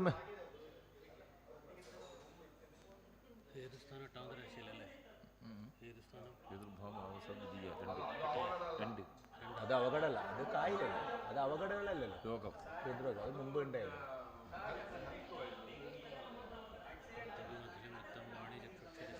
അത് വരാതിരിക്കട്ടെ. അങ്ങനെ യോഗങ്ങളുണ്ട്, പ്രശ്നവിചാരത്തിൽ അങ്ങനെ യോഗങ്ങളുണ്ട്. സദ്യോമൃതി തന്നെ പറയൽ. ശനിയോടുകൂടി ചന്ദ്രൻ ലഗ്നരാശി ഉദിച്ചു കഴിഞ്ഞാൽ അശുഭമായ ശീതരശ്മി യോഗം തന്നെ പറയൽ. അപ്പോൾ ആ സദ്യോമൃതി വരാതിരിക്കട്ടെ. നമ്മൾ പ്രാർത്ഥന ചെയ്യണം, തുർവേശ്വര സന്നിധിയിൽ പ്രാർത്ഥന ചെയ്യണം. അതല്ല, ഉദയരാശിക്കും ഗുളികദൃഷ്ടി ഉണ്ടല്ലോ. ഉദയലഗ്നത്തിൽ ഗുളികദൃഷ്ടി ഉണ്ട്. ഭാവി കാലത്തിനും ഈ അപകട സാധ്യതയുണ്ട്. ഈ രണ്ട് വിഷയങ്ങളെ പരിഹരിക്കാൻ ഈ പ്രശ്നത്തിന്റെ ആരംഭത്തിൽ തന്നെ ഒരു പരിഹാരം വേണ്ടേ? അപ്പോൾ അങ്ങനെ എന്തെങ്കിലും അപകടം സംഭവിച്ചു പോയാൽ ഈ ദേവൻ്റെ ദോഷമാണെന്നുള്ള പരികൽപ്പന കൊടുത്തേക്കരുതെന്ന് അതുകൊണ്ടാണ് മുമ്പേ പറഞ്ഞത്. തെറ്റായി വ്യാഖ്യാനിക്കപ്പെടാൻ യോഗമുണ്ട്. ಸಾಧಾರಣ ನಮಗೆ ಅದು ರಾಶಿ ಯೋಗ, ಎರಡು ವಿಷಯ ಯೋಗಗಳಿದ್ದ ಕಾರಣ ಅಂಥ ಆಪತ್ತು ಬರದಾಗಿ ನಾವು ಪ್ರಾರ್ಥನೆ ಮಾಡುವ. ಏನಿದ್ರೂ ನಮಗೆ ಬರುವಂಥ ಅವರು ಹೇಳಿದ್ರಲ್ಲ, ಸರ್ವ ಆಪತ್ತನ್ನು ಬರುವುದು ಇಲ್ಲದೆ ಮಾಡುವಂತಹ ಮಹಾ ತುಳುವೇಶ್ವರ ಸಾನ್ನಿಧ್ಯದ ವಿಷಯದಲ್ಲಿ ನಾವು ಇರುವುದು. ಆದರೂ ಪ್ರಶ್ನಾಚಿಂತನೆ ಯೋಗದಲ್ಲಿ ಶನಿ ಪಾಪಗ್ರಹಗಳಿಗೆ ಬಂದರೆ ಶೀತರಶ್ಮಿ ಯೋಗ ಮರಣದ ವಿಷಯವು, ಸದ್ಯೋ ಮರಣದ ವಿಷಯವು. ಉದಯ ಲಗ್ನ ರಾಶಿ ಭವಿಷ್ಯತ್ತಿನ ರಾಶಿ ಗುಳಿಗ ದೃಷ್ಟಿ ಬಂದರೆ ಆಪತ್ತಿನ ಲಕ್ಷಣಗಳು ಕಾಣ್ತಾ ಉಂಟು. ಅದು ಬರದಾಗೆ ನಾವು ಪ್ರಾರ್ಥನೆಯ ತತ್ಕಾಲ ಏನಾದರೂ ಪರಿಹಾರ ಮಾಡಬೇಕು. ಪ್ರಶ್ನಾಚಿಂತನೆ ಇಟ್ಟು ಈ ವಿಷಯದಿಂದ ಅವಘಡ ಬರದು ಅಂತ ಹೇಳುವ ವಿಷಯ ಯಾರಿಗೂ ಹೋಗಬಾರ್ದು ಅಂತ. ಈ ವಿಷಯದಿಂದಲ್ಲ, ಪ್ರಶ್ನೆ ಇಟ್ಟು ಆ ರೀತಿ ಆಯಿತು, ಆ ರೀತಿಯಲ್ಲಿ ಅವಘಡದ ವಿಷಯ ಬರ್ತದೆ ಅಂತ ಹೇಳುವ ಚಿಂತನೆ ಅಲ್ಲ, ಬರುವ ಅವಘಡದ ಲಕ್ಷಣ. അപവാദം ക്ഷേത്രം വരെ സാധ്യതയുണ്ട്. ജനപദങ്ങളിടയിൽ അങ്ങനെ ക്ഷേത്രത്തിലേക്ക് ഒരു അപവാദം വരാൻ സാധ്യതയുണ്ട്. അത് ജനപദങ്ങൾ കരുതിയിരുന്നുള്ളൂ പറഞ്ഞ ദേവൻ. ಅಂತಹ ಒಂದು ಮಾತಿನ ಅಪವಾದ ದೈವ ಸಾನ್ನಿಧ್ಯಕ್ಕೂ ಜನತೆಯ ಮಧ್ಯೆ ಬರುವಂತಹ ಸಾಧ್ಯತೆ ಉಂಟು ಅಂತ. ಈ ರೀತಿ ಆದಲ್ಲಿ ಈ ರೀತಿ ಆಯಿತು, ಇಂಥ ಅವಘಡಗಳು ಬಂತು ಅಂತ ಹೇಳುವ ವಿಷಯದಲ್ಲಿ ಅದು ಬರಲಿಕ್ಕೆ ಸಾಧ್ಯ ಆಗಬಾರ್ದು ಅಂತಲೇ ದೇವರ ಎಚ್ಚರಿಕೆ. ಪರಿಹಾರ ಆವണം.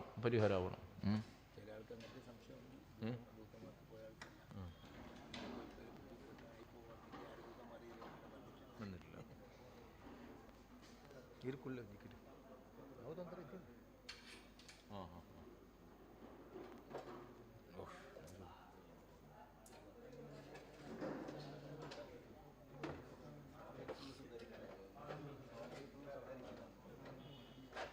ಸ್ವಾಮಿ ಸ್ವಾಮಿ ಸ್ವಾಮಿ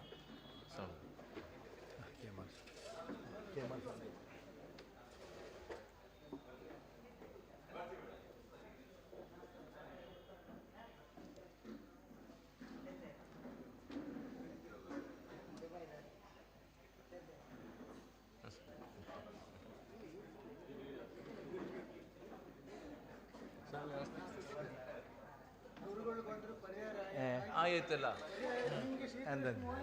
ಅದು ಹೋಯ್ತು.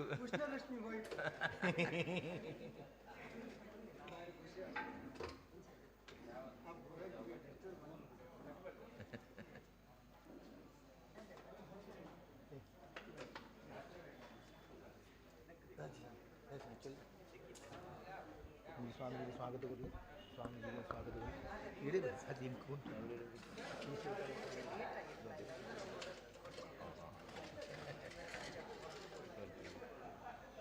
ಇವತ್ತಿನ ಅಷ್ಟಮಂಗಲ ಪ್ರಶ್ನಾಚಿಂತನೆಗೆ ಕೇಮಾರು ಮಠಾಧೀಶರಾದಂತಹ ಈಶವಿಠಲ ಸ್ವಾಮೀಜಿಯವರ ಪಾದಸ್ಪರ್ಶ ಈ ಮಣ್ಣಿಗೆ ಆಗಿದೆ. ತಾಂಬೂಲ ಪ್ರಶ್ನಾಚಿಂತನೆಯಲ್ಲೂ ನಮಗೆ ಅವರ ಉಪಸ್ಥಿತಿ ಇತ್ತು. ಈ ಪ್ರಶ್ನೆಗೂ ಅವರು ಬಂದಿದ್ದಾರೆ. ನಮಗೆ ಎಲ್ಲ ವಿಷಯದಲ್ಲೂ ಅವರ ಪೂರ್ಣಾನುಗ್ರಹ, ಪೂರ್ಣ ಉಪದೇಶ ಬೇಕು ಅಂತೇಳಿ ಎಲ್ಲರ ಪರವಾಗಿ ಅವರಿಗೆ ನಾವು ಅನಂತಾನಂತವಾಗಿ ಸಾಷ್ಟಾಂಗ ಪ್ರಣಾಮಗಳನ್ನು ನಾವು ಮಾಡ್ತಾ ಇದ್ದೇವೆ. ಈಗಾಗಲೇ ಒಡಿಯೂರು ಶ್ರೀ ಗುರುದೇವಾನಂದ ಸ್ವಾಮೀಜಿಯವರು ನಮಗೆ ರಾಜೇಶಣ್ಣ ಮೂಲಕ ಫೋನಲ್ಲಿ ಮಾತುಕತೆ ಮಾಡಿದ್ದಾರೆ. ನಾಳೆ ಬರುವ ನಿರೀಕ್ಷೆಯಲ್ಲಿ ನಾವಿದ್ದೇವೆ. അപ്പോൾ സദ്യോമൃതി സൂചന പറയുന്ന കാലഘട്ടത്തിൽ തന്നെയാണ് സ്വാമിയുടെ ആഗമനം. അപ്പോൾ നേരത്തെ പറഞ്ഞ പോലെ ഒരു ചൂടുന്നൊരു തണുപ്പ് വീശും ദേവൻ, നല്ല നിമിത്തത്തിൻ്റെ ഭാഗമാണ്. സദ്യോമൃതി സൂചന ശനിയോടുകൂടി ചന്ദ്രന്ന് കഴിഞ്ഞാൽ സദ്യോമൃതി സൂചനയുടെ ഭാഗമാണത്. എന്നിരുന്നാലും ഒരു പരിഹാരം നമ്മൾ ചെയ്യണ്ടേ ಸನ್ನಿಧಿಯಲ್ಲಿ വെച്ചിട്ട് ಎಲ್ಲರೂ ചേർന്നുകൊണ്ട്. ಪ್ರಶ್ನಾ ಮಧ್ಯೆ ನಿಮಿತ್ತ ಒಳ್ಳೆಯ ನಿಮಿತ್ತ. ನಮಗೆ ರಾಶಿ ಯೋಗದ ಪ್ರಕಾರ ಆರೂಢ ರಾಶಿಯಲ್ಲಿ ಪಾಪಗೃಹದಲ್ಲಿ ಚಂದ್ರ ಒಟ್ಟಿಗೆ ಬಂದರೆ ಶೀತರಶ್ಮಿ ಯೋಗವು, ಉದಯಲಗ್ನ ರಾಶಿಗೆ ಗುಳಿಗೆ ದೃಷ್ಟಿ ಬಂದರೆ ಒಂದು ಸದ್ಯೋಮೃತಿ ಆಪತ್ತಿನ ಲಕ್ಷಣ ವಿಷಯ ಉಂಟು, ಅದು ಕ್ಷೇತ್ರಕ್ಕೆ ಅಪವಾದದ ಮಾತು ಬರುವ ಲಕ್ಷಣ ಉಂಟು ಅಂತ ಹೇಳುವಾಗ ನಮಗೆ ಒಳ್ಳೆಯ ನಿಮಿತ್ತ, ಆ ಉಷ್ಣಕ್ಕೆ ತಂಪಿನ ಒಂದು ನಿಮಿತ್ತ ಬಂದಿದೆ. ಆದರೂ ನಾವೊಂದು ಪರಿಹಾರವನ್ನು ನಾವು ಮಾಡಲೇಬೇಕಾಗ್ತದೆ. ತತ್ಕಾಲ ಒಂದು ಪರಿಹಾರ ನಾವು ಮಾಡಬೇಕು. ഇപ്പോൾ ഹേതുസ്ഥാനവധി നിവൃത്തിവതിയായ അല്ലേ, നിവൃത്തിവതിയായ ബുധനോട് കൂടിയിട്ട് അഷ്ടമത്തിലല്ലേ? അതെ, അത് നാശരാശി കൂടിയാണല്ലോ. നാശരാശിയിലാണ് പോയി നിൽക്കുന്നുള്ളത്, ബുധനല്ലേ? അതെ. അങ്ങനെ ആയതുകൊണ്ട് അതിൻ്റെ പരിഹാരം എവിടെ ചെയ്യണം? പ്രാർത്ഥന മതിയോ അല്ല പരിഹാരം വേണോ? കൂട്ടപ്രാർത്ഥനയല്ലേ ഇപ്പോൾ വേണ്ടത്. ಎರಡನೇ ರಾಶಿ ಕಾರಣ ರಾಶಿ, ಹೇತು ರಾಶಿ. ಮೇಷರಾಶಿಯ ಕುಜ ನಿವೃತ್ತಿ ರಾಶಿ ಬುಧನೊಟ್ಟಿಗೆ ಇರುವುದು, ಆಶಯ ಕೊಡುವುದು ನಾಶರಾಶಿ 8ನೇ ರಾಶಿಯಲ್ಲಿ. ಆದ ಕಾರಣ ನಮಗೆ ಪರಿಹಾರ ಬೇಕು. ಅದು ಹೇಗೆ ಪೂಜೆ ಪುರಸ್ಕಾರಗಳಿಂದ ಪರಿಹಾರ ಬೇಕೋ ಅಲ್ಲ ಪ್ರಾರ್ಥನೆಯೇ ಸಾಕೋ ಅಂತ ಹೇಳುವ ರೀತಿಯಲ್ಲಿ ಒಮ್ಮೆ ನಾವು ಚಿಂತನೆ ಮಾಡಬೇಕಾಗ್ತದೆ. ಸ್ವಾಮಿಗೊಂದು ವಿಷಯ ಬರ್ತೀನಿ. ಸ್ವಾಮಿ ಎಕಡೆ ಅಷ್ಟಮಂಗಲ ಪ್ರಶ್ನೆದ 12:23 ಬಾಲೆ ಬಂಗಾರು ಪಾಡ್ತೀನಿ. ಸ್ವರ್ಣ ಪ್ರಶ್ನಾರೂಢ ರಾಶಿ ಮೀನರಾಶಿ ಬಾಲೆಗೆ ವಾವಂಜಿ ಸಂಶಯಾಲ ಇಜ್ಜಂದು ಪನ್ನ ಕೂಡಲೇ ಮೀನರಾಶಿಗೆ ಪೋತು ಬಾಲೆ ಬಂಗಾರು ಪಾಡು ಬಂಗಾರು ಮೊಂಕಣೆ ಬೂರ್ತಿತ್ತಂದು ಕಂಕಣೆದಾಲ ಬೂರ್ಚಿದಿ ಉತ್ತರ ಭಾಗಗೂ ಪ್ಲವವಾತಿತ್ತನೆ. ಎಡ್ಡೆ ಅಷ್ಟಮಂಗಲ ಸಂಖ್ಯೆಲ್ಲ ಬರ್ತದೆ 2, 7, 3 ಮೂರೊಂದು ಪನಪುನ ಭವಿಷ್ಯದ ಎಡ್ಡೆ ಸಂಖ್ಯೆ ಬರ್ತದೆ. ನಮ್ಕೊಂದು ಗೊಂದಲದಾದನ್ನ ಮೀನರಾಶಿ ಗುರುಕ್ಷೇತ್ರ ಶಿವಮಾನ ವಿಷಯಡು ಚಿಂತನೆ ಮನ್ಪಣಗ ಗುರುಕ್ಷೇತ್ರದ ದಾಯಪ್ಪ ಬಾಲೆ ಬಂಗಾರು ಪಾಡನ್ನು ಮನ್ಪಣಂಚಿನ ವಿಷಯ ಒಂದು ಇತ್ತನೆ. ನಮ್ಗೆ ಆಜಿ ರಾಶಿಟ್ಟು 5 ರಾಶಿಗಳ ದೇವಾನುಗ್ರಹ ಉಂಟು. ಸ್ವರ್ಣ ಪ್ರಶ್ನಾರೂಢ ರಾಶಿ, ಉದಯಲಗ್ನ ರಾಶಿ, ಪೃಷ್ಟಾಂಗ ರಾಶಿ, ಛತ್ರಾರೂಢ ರಾಶಿ ಮಾತ್ರ ಚಂದ್ರಾಶಿ ರಾಶಿ.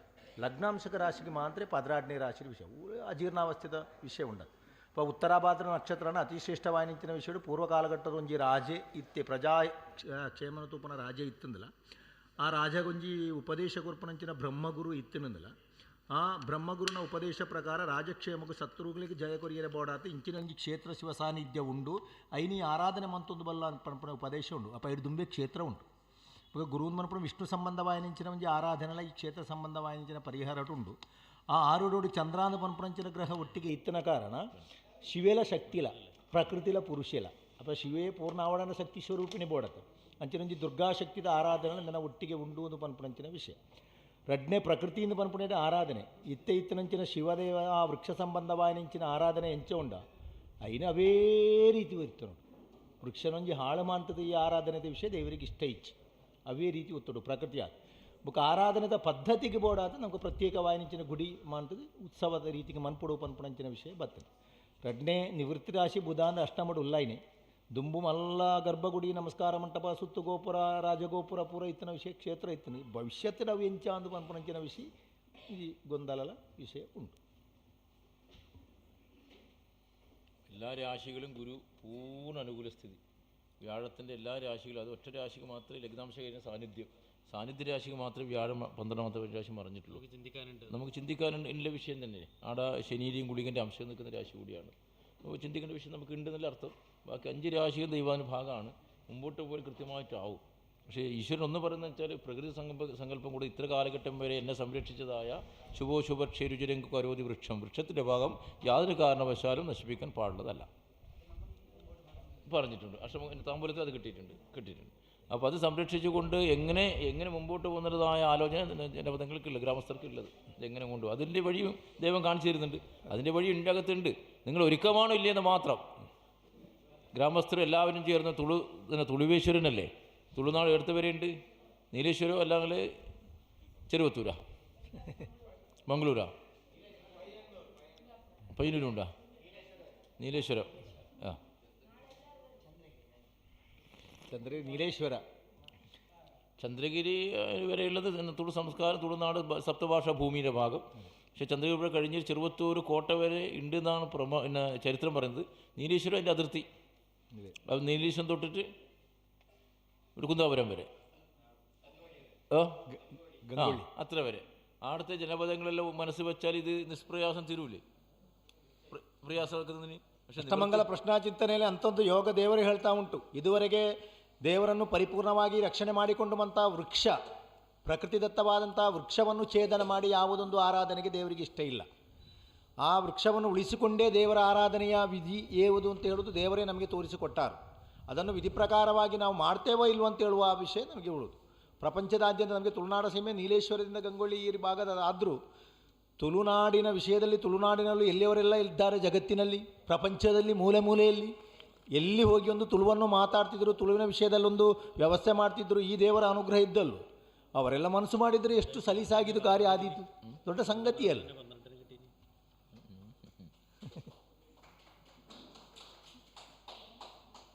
ನೀಲೇಶ್ವരം ಮೊದಲು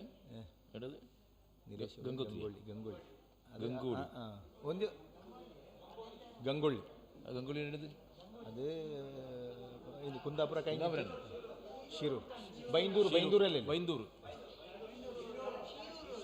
ಶಿರೂರು ವರೆ ಶಿರೂರು ವರೆ ತುಳುನಾಡು. ಗಂಗಾವಳಿಯಲ್ಲ, ಶಿರೂರಿಲ್ಲ.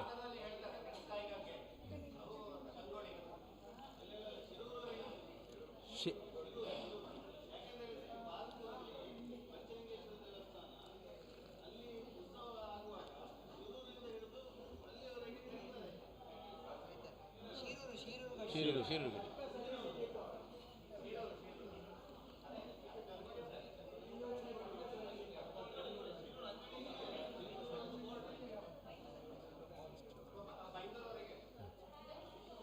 ಅದು ತುಳುನಾಡ ಸೀಮಾಪನ ಇದೆಯಲ್ವಾ? ತುಳುವರೆಲ್ಲಿದ್ದಾರೆ? ಲೋಕ ಇಡೀ ಇಲ್ವಾ? ತುಳುವರಿಲ್ಲದ ಲೋಕ ಉಂಟಾ?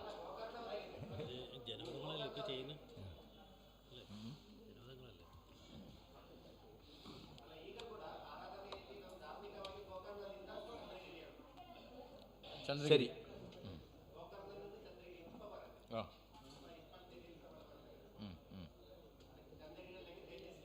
അല്ല, തുളുനാടിൽ സമ്പ്രദായത്തിലുള്ളതായ രാജവംശം കാഞ്ഞങ്ങാട് ഭാഗത്ത് ഭരിച്ചിരുന്നുള്ള ചരിത്രങ്ങളുണ്ട്. നീലേശ്വരത്തെ രാജാവ് തുളുനാടിന്റെ എല്ലാ രാജാക്കാരും കൊല്ലത്തിന്റെ സമ്പ്രദായം ഉണ്ട്. അന്നത്തെ രാജാക്കന്മാരെന്നെ പറഞ്ഞു, നാട്ട രാജാക്കന്മാർ തുളുനാടിന്റെ എല്ലാ രാജാക്കന്മാരെ വിളിച്ചിട്ട് ഓരോരോ ഭക്ഷണ പദ്ധതി എന്ന് നീലേശ്വര അമ്പലത്തിൽ, തളിയിലമ്പലത്തിൽ, നീലേശ്വരം തളിയിലമ്പലം അല്ലേ, നാട്ട രാജാക്കന്മാരെല്ലാം വിളിച്ചുകൊണ്ടായിരുന്നു. അപ്പോൾ ആ പരിധി തൊട്ട് ശിരൂർ വരെയുള്ളതായ അങ്കോൾ ആയിക്കോട്ടെ. എത്ര പരിധി? ഓ, ഇങ്ങനത്തെ എത്ര ക്ഷേത്രം നിർമ്മിക്കാം? 1 2 3 എത്രയോ. പക്ഷെ ജനപദം ഉണർന്നിട്ടില്ല. ജനപദ സ്ഥാനം അഷ്ടമരാശിയിലാണ്. രാജേഷണ്ണ അത് പിന്നാക്കപ്പാ. നിങ്ങൾ ബല്ലേ കൊല്ലേ ഇപ്പോൾ പറഞ്ഞ പരിധിക്ക് വെച്ചുകൊണ്ട് ഓരോരോ ആൾക്കാർ മനസ്സ് വെച്ച് കഴിഞ്ഞാൽ ഇങ്ങനെ 4 5 ക്ഷേത്രം നിർമ്മിക്കാം രാജേഷ്. യോഗം ഇങ്ങനെയുണ്ട്. പക്ഷേ ജനപദ സ്ഥാനം അഷ്ടമരാശി ജനപദം ഉണർന്നിട്ടേ ഇല്ല.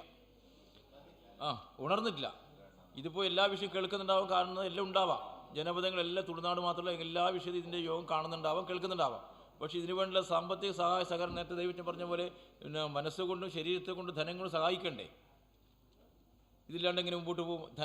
രാശിക്ക് ധനപതിയും നിവൃത്തിപതിയായിട്ട് ബുധൻ ചൊവ്വ അഷ്ടമരാശി നിൽക്കുന്നുണ്ട്. അപ്പോൾ എന്ത് ചെയ്യുന്നു? പറഞ്ഞു പോയാലും കേട്ടാലും ചായ കുടിച്ച് ചോറ് വെച്ച് പോയാൽ ಮದಿಯಾ? ಯೋಗವನ್ನು ನಾವು ಇದ್ದದ್ದನ್ನು ಇದ್ದ ಹಾಗೆ ಕೊಲೆ ಅಗೌರವ ಅವು ಸಭಾಗೌರವ ಪೂರ್ಣ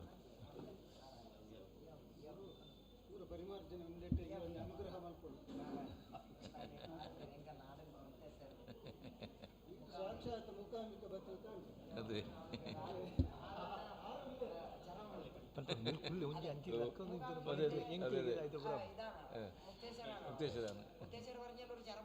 പിന്നെ ಅಯ್ಯೋ ನಾವಿಲ್ಲಿ ಅಷ್ಟಮಂಗಲ ಪ್ರಶ್ನಾ ಚಿಂತನೆಯಲ್ಲಿ ಒಂದು ವಿಷಯವನ್ನು ನಾವು ಹೇಳಲೇಬೇಕಾಗ್ತದೆ.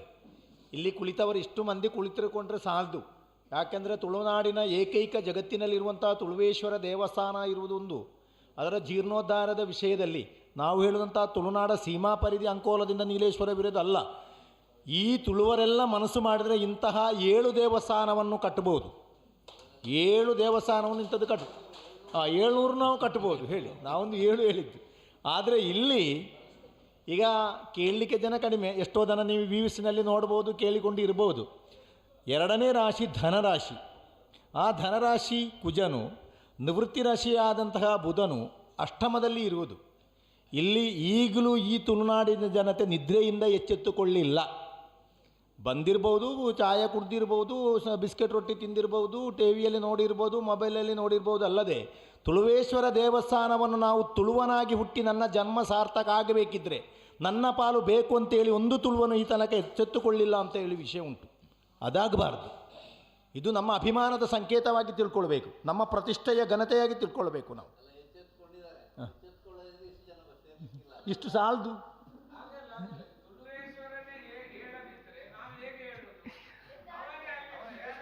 ತುಳುವೇಶ್ವರನ ಹೇಳಿಸಿ ಬಲ ಇಲ್ಲಲ್ಲ.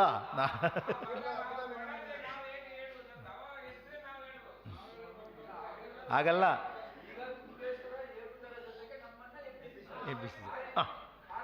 ಅಂದರೆ ಸರಿ, ಈಗ ಎದುರು ನಿಂತವರು ನಿಂತಿದ್ದೀರಿ, ನಿಮ್ಮನ್ನು ನಾವು ಹೇಳೋ ವಿಷಯ ಅಲ್ಲ. ಇಷ್ಟು ಜನ ನಿಂತರೆ ಆದೀತ ಸಾಕ.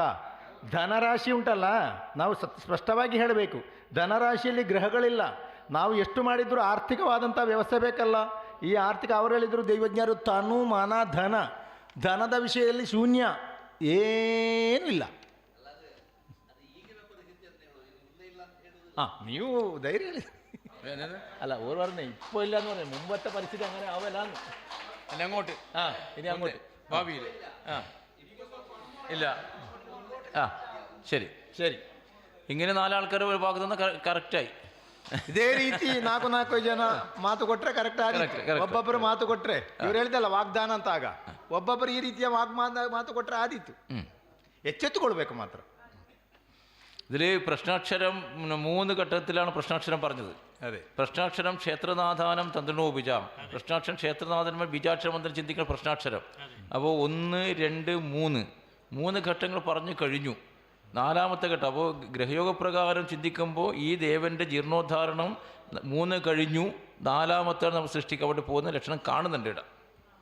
4ാമത്തെ ജീർണോദ്ധാരണ പ്രവർത്തനമാണ് ഇനി വരാൻ വേണ്ടി പോകുന്നുള്ളത്. അത് അത്രയും ശ്രേഷ്ഠമായ രീതിയിലായിരിക്കും.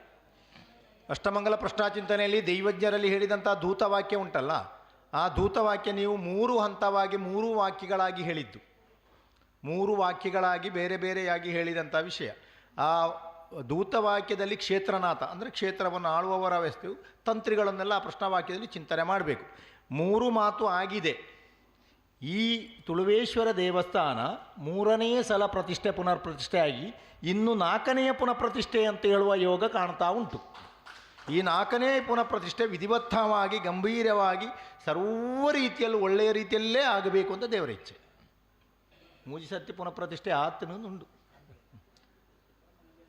ಆಗ್ಲಿ ಪನ್ನ ಮೂಜಿ ವಾಕ್ಯಾತ ಉಂಟು ಸ್ವಾಮಿಲಿ ಅಂತ പുനഃപ്രതിഷ്ഠ ಒಂದು 4ನೇ ಪುನಃಪ್ರತಿಷ್ಠೆ. അത് വ്യക്തമായി നമുക്ക് ചിന്തിക്കാം. ക്ഷേത്രനാശത്തിന് കാരണങ്ങളുണ്ടാവുമല്ലോ. ഈ ബീജാക്ഷരം നശിപ്പിക്കുമ്പോഴാണ് ക്ഷേത്രത്തിന് നാശം വരുന്നത്, അല്ല ദേവിന് നാശമില്ല. അങ്ങനെയല്ലേ പറഞ്ഞത്? അങ്ങനെ അമരഘോഷകാരം അമര നിർജ്ജര ദേവ എന്നാണ്. ദേവന് മരണമില്ല. ദേവന് അവിടെ പ്രതിഷ്ഠിച്ചതായ തന്ത്രിയുടേതായ മൂലമന്ത്രം ഉണ്ടല്ലോ, ആ മൂലമന്ത്രം ക്ഷയം വരുമ്പോഴാണ് ക്ഷേത്രം നശിക്കൽ. അപ്പോൾ ആ സന്ദർഭത്തിൽ അർച്ചകനായിട്ടതായ വ്യക്തി ദേവനോട് പ്രാർത്ഥിച്ചിട്ടുണ്ടാവാം. ഏതെങ്കിലും കാലം ഭക്തന്മാർ നിൻ്റെ സന്നിധിയിൽ എത്തുമ്പോൾ ആ ഭക്തന്മാരുടെ കൂട്ടായ്മയോട് വീണ്ടും ഒരു ക്ഷേത്രം പുനരുദ്ധരിക്കട്ടെ എന്നുള്ള പ്രാർത്ഥനയോടുകൂടി ആയിരിക്കാം അവിടുന്ന് അർച്ചകൻ വിട്ടുപോയിട്ടുണ്ടാവില്ല. അപ്പോൾ അത് 3 കഴിഞ്ഞു 4ാമത്തെ വിഷയം വരുമ്പോൾ അത് പൂർണ്ണമായിട്ടും പുനഃസൃഷ്ടി ആവേണ്ട യോഗം നമുക്കുണ്ട്. മനസ്സ് വെച്ചാൽ മാത്രം മതി, അത്രേ ഉള്ളൂ. ಸಾಧಾರಣ ದೇವರಿಗೆ ನಾಶ ಕ್ಷಯ ಅಂತೇಳಿ ಇಲ್ಲ. ದೇವರು ಯಾವಾಗಲೂ ಅಮರ. ಆ ಪ್ರತಿಷ್ಠೆ ಮಾಡಿದಂಥ ತಂತ್ರಿಗಳ ಮೂಲ ಮಂತ್ರ ಬೀಜಾಕ್ಷರಿ ಮಂತ್ರಗಳುಂಟಲ್ಲ, ಆ ಬೀಜಾಕ್ಷರಿ ಮಂತ್ರಗಳಲ್ಲಿ ಲೋಪಕ್ಷಯ ಬರುವಾಗಾಯಿತು ಸಾನ್ನಿಧ್ಯದ ವಿಷಯದಲ್ಲಿ ಕ್ಷೇತ್ರ ನಾಶವಾಗುವುದು. ದೇವರಿಗೆ ನಾಶ ಅಂತ ಹೇಳುವ ವಿಷಯ ಇಲ್ಲ. ಆ ಕಡೆ ಕಾಲಘಟ್ಟದಲ್ಲಿ ಆ ಮೂಲಮಂತ್ರ ಬೀಜಾಕ್ಷರಿ ಕ್ಷಯದ ವಿಷಯ ಬರುವಾಗ ಅರ್ಚಕರು ಯಾವ ಕಾಲಘಟ್ಟದಲ್ಲಿ ಭಕ್ತರು ನನ್ನನ್ನು ಪುನಃಪ್ರತಿಷ್ಠೆ ಮಾಡುತ್ತಾರೋ ದೇವರೇ, ಆ ಸಮಯ ಕಾಲಘಟ್ಟದಲ್ಲಿ ನೀನು ಎದ್ದು ನಿಲ್ಲು, ಪ್ರತಿಷ್ಠೆ ಆಗುವಂತ ಹೇಳುವ ಪ್ರಾರ್ಥನೆ. ಆ ಪ್ರಾರ್ಥನೆಯ ಕಾಲಘಟ್ಟ ಬಂದು ಆಗಿದೆ. ಈಗ ಕಾಲ ಬಂದು ಕೂಡಿದೆ. ಪ್ರತಿಷ್ಠೆಯಾಗುವಂಥ 4ನೇ ಸಲದ ಪ್ರತಿಷ್ಠೆ ಕಾಲ ಈಗ ಕೂಡಿ ಬಂದಿದೆ. ಅದ ಕಾರಣ ದೇವರಿಗೆ ತುಳುವೇಶ್ವರನಿಗೆ ನಾಶವೋ ಕ್ಷಯವೋ ಇಲ್ಲ. അല്ല, ധനപതി അഷ്ടമത്തിലുണ്ടെങ്കിൽ സ്വാമികളെ ഇവിടെ രാശിക്ക് ധനരാശി 2ാമത്തെ രാശിയല്ലേ. നിധികോശ ധനായാനം രക്ഷകാൻ അർത്ഥരാശിന. നിധികോശത്തെയും ധനത്തെയും രക്ഷകഭാവം ചിന്തി 2ാമത്തെ ഭാവം. ആ ഭാവാദിയൻ ഭാവത്തിലേക്ക് നോക്കുന്നുണ്ട്. ഭാവാദി ചൊവ്വ ഭാവതി പൂർണ്ണ ദൃഷ്ടിയാണ്. ധനരാശിയിലേക്ക് ഗ്രഹദൃഷ്ടിയുണ്ട്. അതുപോലെ ആരൂഢപതിയായിട്ടത് വ്യാഴം ധനപതി നോക്കുന്നുമുണ്ട്. അഭിവൃദ്ധി യോഗമാണ്. മനസ്സ് വെച്ച് കഴിഞ്ഞാൽ യാതൊരു പ്രയാസങ്ങളില്ലാതെ ധനം ആകെ വേണ്ട എല്ലാ സാധ്യതയും പ്രശ്നവിചാര യോഗത്തിൽ ദേവൻ കാട്ടിത്തരുന്നുണ്ട്.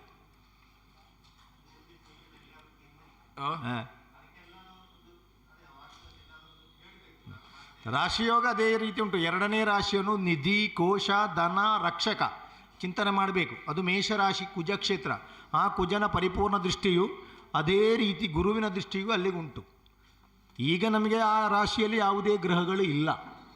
ಆದರೆ ನೀವೆಲ್ಲ ಮನಸ್ಸು ಮಾಡಿದರೆ, ಭಕ್ತರೆಲ್ಲ ಮನಸ್ಸು ಮಾಡಿಕೆ ಬಂದರೆ ಎಲ್ಲ ನಿಧಿಯ ಪ್ರವಾಹವೇ ಇಲ್ಲಿಗೆ ಬರುವಂಥ ಎಲ್ಲ ಯೋಗ ಭಾಗಗಳು ഉണ്ട്. അപ്പോൾ ആദ്യമായി ദേവൻ അതിൽ പറയുന്നു, നിധികോശ ധനായാനം രക്ഷകാൻ. രക്ഷകഭാവം എന്ന് ഒഴിഞ്ഞിട്ടാണ് ഉള്ളത്. രാശി രക്ഷകരാശി ഗ്രഹങ്ങളിൽ ഒരു രാഹുവിൻ്റെ അംശകം അത്രയേ ഉള്ളൂ.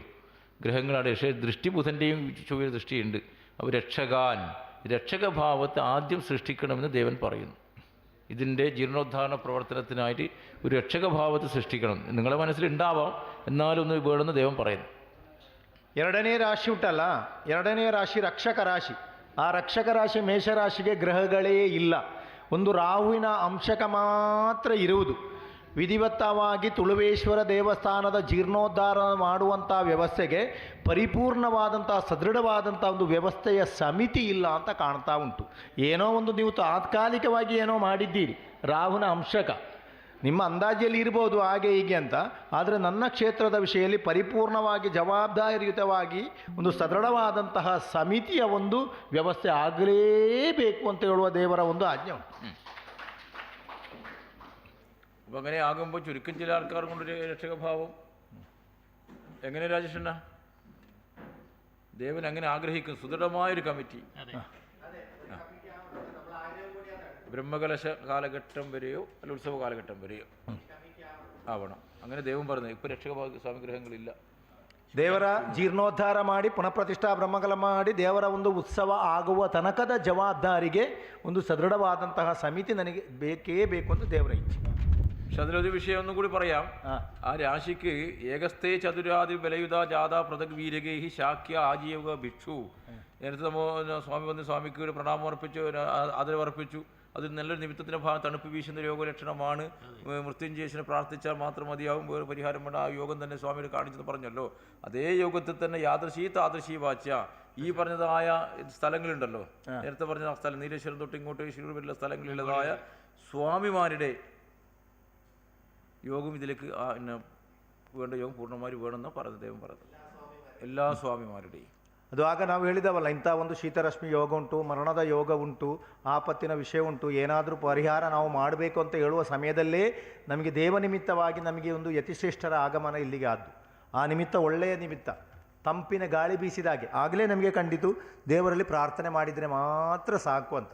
ಸದೃಢವಾದಂಥ ಸಮಿತಿಗೆ ಬೇಕಾಗಿ ನಾವು ಹೇಳಿದಂಥ ಇಲ್ಲಿ ನೀಲೇಶ್ವರದಿಂದ ನಿಮ್ಮ ಅಂಕೋಲವರೆಗೆ ಇರುವಂಥ ಎಲ್ಲ ಮಠ ಮಂದಿರಗಳ ಸ್ವಾಮೀಜಿಗಳನ್ನು ನಾವು ಇದರಲ್ಲಿ ಪರಿಪೂರ್ಣವಾಗಿ ಅವರ ಉಪಸ್ಥಿತಿಯಲ್ಲಿ ಈ ಸಮಿತಿಯ ವಿಷಯ ಬೇಕು. അതുപോലെ വ്യാഴക്ഷേത്രമാണ്, ആദിത്യ ദൃഷ്ടിയാണ് രാശിക്കുള്ളത്. വ്യാഴം നേരത്തെ പറഞ്ഞു ബൃഹത്തനു പിങ്കളമൂർധജക്ഷണ ബൃഹസ്പതി ശ്രേഷ്ഠമതി കവാത്മക, ശ്രേഷ്ഠന്മാരായ സന്യാസിവരന്മാരുടെ ഭാഗം മാത്രമല്ല ശിവൻ്റെ അവതാരങ്ങളാണെന്ന് കൽപ്പിക്കപ്പെടുന്നതായ നവനാഥന്മാരുടെ ഭാഗം യോഗം ചെയ്യുന്ന വിഭാഗക്കാർ ഇതിലേക്ക് ഉൾപ്പെടുത്തണമെന്നും കൂടി ആദിത്യ ദൃഷ്ടിയോട് പറയുന്നുണ്ട്. ಒಂದು ಪ್ರತ್ಯೇಕ ಯೋಗ ಇದು ನಮಗೆ. ಅದು ಗುರುಕ್ಷೇತ್ರವು ಆದಿತ್ಯ ದೃಷ್ಟಿವಾದ ಕಾರಣ ನಮಗೆ ಸ್ವಾಮಿಗಳು ಮಾತ್ರವಲ್ಲ, ಶಿವನ ಯೋಗ ಇರುವಂತಹ ನವನಾಥರು ಇದ್ದಾರಲ್ಲ, ಶಿವನ ಯೋಗ ಇದ್ದಂತಹ ನವನಾಥರ ವಿಷಯದಲ್ಲಿ ಒಳಕೊಂಡವರನ್ನೂ ನಾವು ಇದಕ್ಕೆ ಸೇರಿಸಿಕೊಳ್ಬೇಕು ಅಂತ ಹೇಳುವ ಒಂದು ವಿಷಯ ಕಾಣ್ತಾ ಉಂಟು. ನವನಾಥ ಉಳ್ಳರತೆ ಯೋಗಿ ನಗರ അങ്ങനെ മഠങ്ങളുണ്ടോ?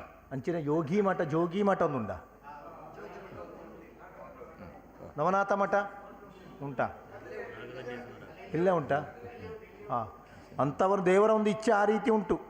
ನಾಥ ಪಂಥದವರವರ ಮತ ಅವರನ್ನು ಇದರಲ್ಲಿ ಸೇರಿಸಿಕೊಳ್ಳಬೇಕು ಅಂತ ಏನೋ ಒಂದು ಸೂಚನೆ ದೇವರು ಕೊಡ್ತಾರೆ. ಆದಿತ್ಯ ದೃಷ್ಟಿ. ಹೌದಾ?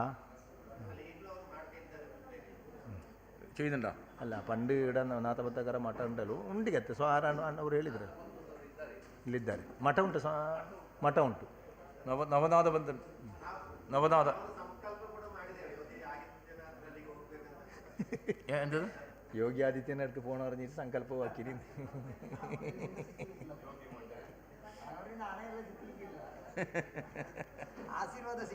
ആശീർവാദം വേണ്ട, ആശീർവാദം ഇടയ്ക്കിടയ്ക്കൊരു ಖುಷಿ വരും. ആ കാളഭൈരവ ക്ഷേത്രം ഉണ്ടല്ലേ? അപ്പോൾ ആ ക്ഷേത്രത്തിൻ്റെ വിവരം കൊടുത്തിട്ടുണ്ടല്ലോ. ಕಾಳಭೈರವ ಕ್ಷೇತ್ರ ಉಂಡತ್ತ ಮೂಲು ಅಕ್ಲ ಜೋಗ ಅಕ್ಲೆಗೆ ಈ ಅಷ್ಟಮಂಗಲ ಪೃಷ್ಠದ ವಿಷಯದ ಆಮಂತ್ರಣ ಕೊಡ್ತ ನಾನು ಆಮಂತ್ರಣ ಕೊಟ್ಟಿದ್ದೀರಾ? ಅವೆ ಸ್ವಾಮಿಲಿ ಪನ್ಪುರ ಎಲ್ಲದೇ ಕಾಲ ಅಕ್ಲೆ ಕೊಂಚ ವಿಚಾರವನ್ನು ತೆರಿಪವನಿಟ್ಟೇನು ಅಂದು ವಿಷಯ ಬರ್ತೇನೆ.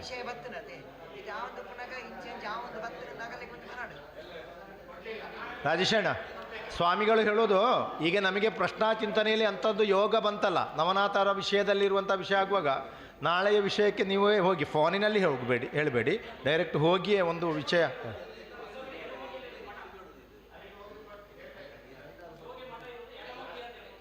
ಹಾಂ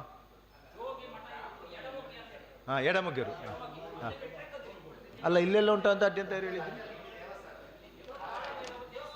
ದೇವಸ್ಥಾನ ಅಲ್ಲ, ಅದು ಮಠ. ಅವರು പറഞ്ഞ ಮಠ. ಅದು ಎಡಮೊಗೆಲಿ ಅದರಿಂದ ಮಠ. ಇದು ಅವರು പറഞ്ഞ ಕ್ಷೇತ್ರ. ಓ ಹಾಂ, ಹೇಳಿ ಸರ್. ರಾಜೇಶಣ್ಣ ದಾನ ಅವಲೊಂಜಿ ಹೇಳಿ ಸರ್, ಹೇಳಿ. ಹಾಂ,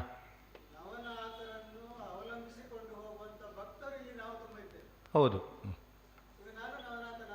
ಅದು ಅಂಥವರನ್ನು ಸೇರಿಸಿಕೊಳ್ಬೇಕು.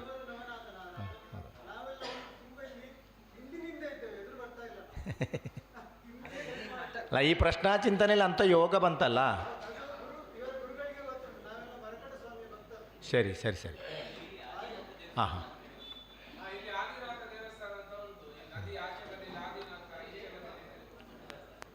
ಯಾಕೆಂದರೆ ಏನೋ ಒಂದು ವಿಷಯ ಇಲ್ಲದೆ ಪ್ರಶ್ನಾ ಚಿಂತನೆಯಲ್ಲಿ ಬರಲಿಕ್ಕಿಲ್ಲಲ್ಲ. ಹಾಂ,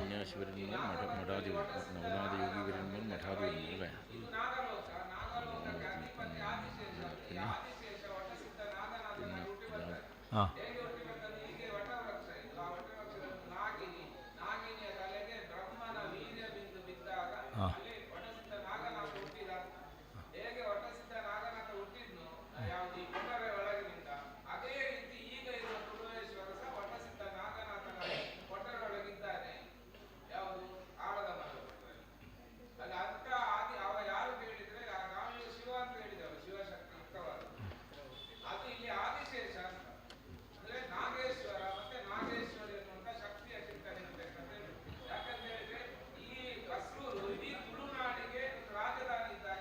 ಹೌದು.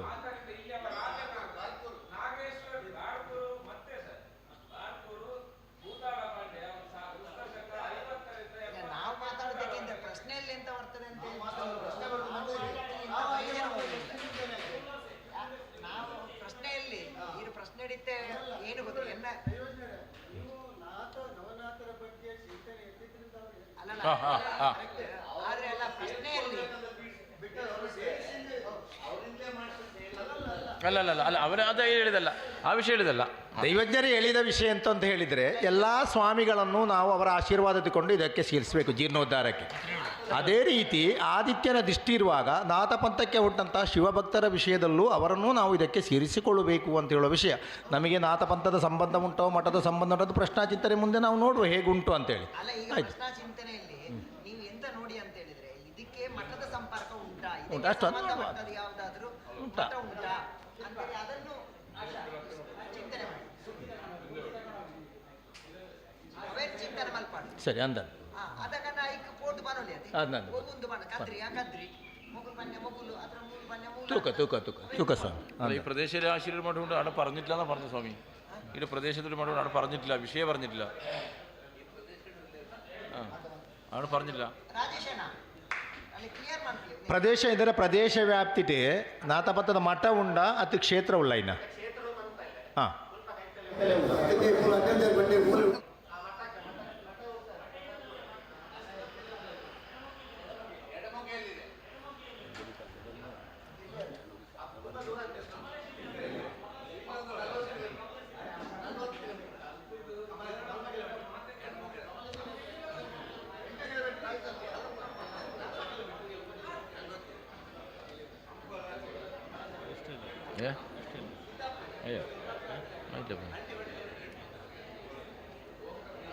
ಅವೇರೇಂಜ್ ಕ್ಲಿಯರ್ ಮಾಡ್ಲಿಲ್ಲ ಉಡೆ ಮನೋಡು ಕದ್ರಿಗ കദ്രി ಮೂಲ ನಡ ಒಯ್ಕ್ ಆ ಮಠಕ್ಕ ಅದ್ರ ಅಬುಲ್ ಬನ್ನಿ ಕೊಂಚ ಕ್ಲಿಯರ್ ಮಾಡ್ಲಿಲ್ಲ ಮನೋಡತ ಒಯ್ ಐ ರಾಶಿ ಬರೋಡತ ಕರೆಕ್ಟ್ ಅದು അതെ ഇവിടെ സ്വാമി ഇവിടെ പറഞ്ഞ വിഷയം എന്ന് വെച്ചാൽ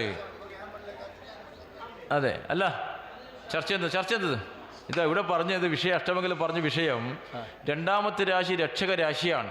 നിധികോശ ധനായാനം രക്ഷകാൻ അർത്ഥരാശിന. നിധികോശവും അർത്ഥവും ധനവും കാര്യ രക്ഷകഭാവനം ചിന്തിക്കുന്ന രാശിയാണ് രണ്ടാമത്തെ രാശി. ആ രാശി ഗ്രഹങ്ങളില്ലാന്ന് ഇവിടുത്തെ ഭഗവാൻ പറയുന്നു. അതുകൊണ്ട് ജീർണോദ്ധാരണ വിഷയത്തിന് വേണ്ടി ബ്രഹ്മകലശ കാലഘട്ടം ഉത്സവ കാലഘട്ടം വരെയോ ഒരു ശ്രേഷ്ഠമായ കമ്മിറ്റിയുടെ ഭാഗം വേണമെന്ന് പറയുന്നത്. അതിൽ ശ്രേഷ്ഠ സന്യാസിമാരുടെ ഭാഗവും അതുപോലെ നവനാഥ യോഗി മഠന്മാരുടെ ഭാഗവും മഠാധിപന്മാരുടെ ഭാഗവും രാജബഹുമാനുള്ള വ്യക്തികളും ജനപദങ്ങളും 5 വിഭാഗം ചേർന്നുകൊണ്ടുള്ള കമ്മിറ്റിയുടെ വിഷയമാണ് പറഞ്ഞത്. ಇಲ್ಲಿ ವಿಷಯ ಅಷ್ಟೇ ಬಂದದ್ದು. ಸ್ವರ್ಣ ಪ್ರಶ್ನಾರೂಢ ರಾಶಿಯ 2ನೇ ರಾಶಿ ಅದು ನಿಧಿ ಕೋಶ ಧನ ರಕ್ಷಕರನ್ನು ಚಿಂತನೆ ಮಾಡುವಂಥ ವಿಷಯ. ನಿಧಿ ಅಂದರೆ ಹಣ, ಕೋಶ ರಕ್ಷಕ, ಅರ್ಥ ಇದನ್ನೆಲ್ಲ ಚಿಂತನೆ ಮಾಡುವಂಥ ರಾಶಿ. ಆ ರಾಶಿಯಲ್ಲಿ ಗ್ರಹಗಳಿಲ್ಲ. ವಿಧಿ ಪ್ರಕಾರವಾಗಿ ತುಳುವೇಶ್ವರ ದೇವಸ್ಥಾನದ ಜೀರ್ಣೋದ್ಧಾರದ ವಿಷಯದಲ್ಲಿ ಎಲ್ಲ ಮಠಗಳ ಸ್ವಾಮಿಗಳನ್ನು ನವನಾಥ ಸಂಬಂಧವಾದ ಯೋಗಿವರಿಯರವರ ಭಕ್ತರನ್ನು ಅವರನ್ನು ರಾಜ ಬಹುಮಾನ ಇರುವವರನ್ನು ಭಕ್ತರನ್ನು ಇವರೆಲ್ಲ ಸೇರಿಕೊಂಡು ಸದೃಢವಾದಂತಹ ಒಂದು ಸಮಿತಿ ಪ್ರತಿಷ್ಠಾ ಕಾಲದವರೆಗೆ ಇರುವಂಥ ಒಂದು ಸಮಿತಿಯನ್ನು ರೂಪಿಸಿಕೊಳ್ಬೇಕು ಅಂತ ದೇವರು ಹೇಳಿದ್ದು. ಬಾಕಿ ವಿಚಾರಧಾರೆಗಳು ಮತ್ತೆ ನೋಡಿ. ബാക്കി ക്ഷേത്ര സംബന്ധം ഇതുവരെയുള്ള ബന്ധങ്ങളുണ്ടോ പിന്നെ നോക്കാം. ದೇವಸ್ಥಾನ ಬಂಧ ಉಂಟ, ನಾಥ ಬಂಧ ಉಂಟ, ಮಠ ಬಂಧನ ಸಂಬಂಧ ಉಂಟಲ್ಲ ನಾನು ನೋಡುವ. ಆರಂಭದಲ್ಲೆಲ್ಲೋ ನಾವು ಇರುವುದೀಗ.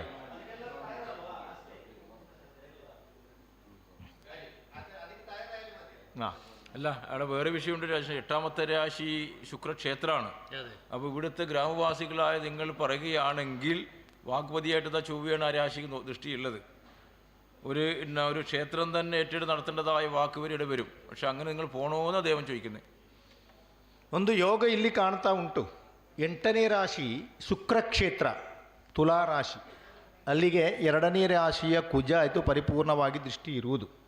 ಕ್ಷೇತ್ರ ಸಂಬಂಧವಾದ ವಿಷಯದಲ್ಲಿ ಜೀರ್ಣೋದ್ಧಾರ ಮಾಡುವಾಗ ನೀವು ಅದಕ್ಕೆ ಹೊರಡುವ ರೀತಿ ಆದರೆ ಒಂದು ದೇವಸ್ಥಾನದ ವಿಷಯದಲ್ಲೇ ಪರಿಪೂರ್ಣವಾದಂಥ ಜೀರ್ಣೋದ್ಧಾರ ಆಗುವಂಥ ಲಕ್ಷಣ ಇಲ್ಲಿ ಕಾಣ್ತಾ ಉಂಟು. ಒಂದು ದೇವಸ್ಥಾನದ ಯಾರೋ ದೇವಸ್ಥಾನ ಸಂಬಂಧಪಟ್ಟವರೇ ಇದರ ಜೀರ್ಣೋದ್ಧಾರವನ್ನು ಪರಿಪೂರ್ಣವಾಗಿ ಕೈಗೆತ್ತಿಕೊಳ್ಳುವಂಥ ಒಂದು ಲಕ್ಷಣ ಕಾಣ್ತಾ ಉಂಟು. ಆ ರೀತಿ ನೀವು ಹೋಗುವುದು ಬೇಕಾ ಅಂತ ದೇವರೇ ನಿಮ್ಮಲ್ಲಿ ಕೇಳುವುದು. ಹಾಂ,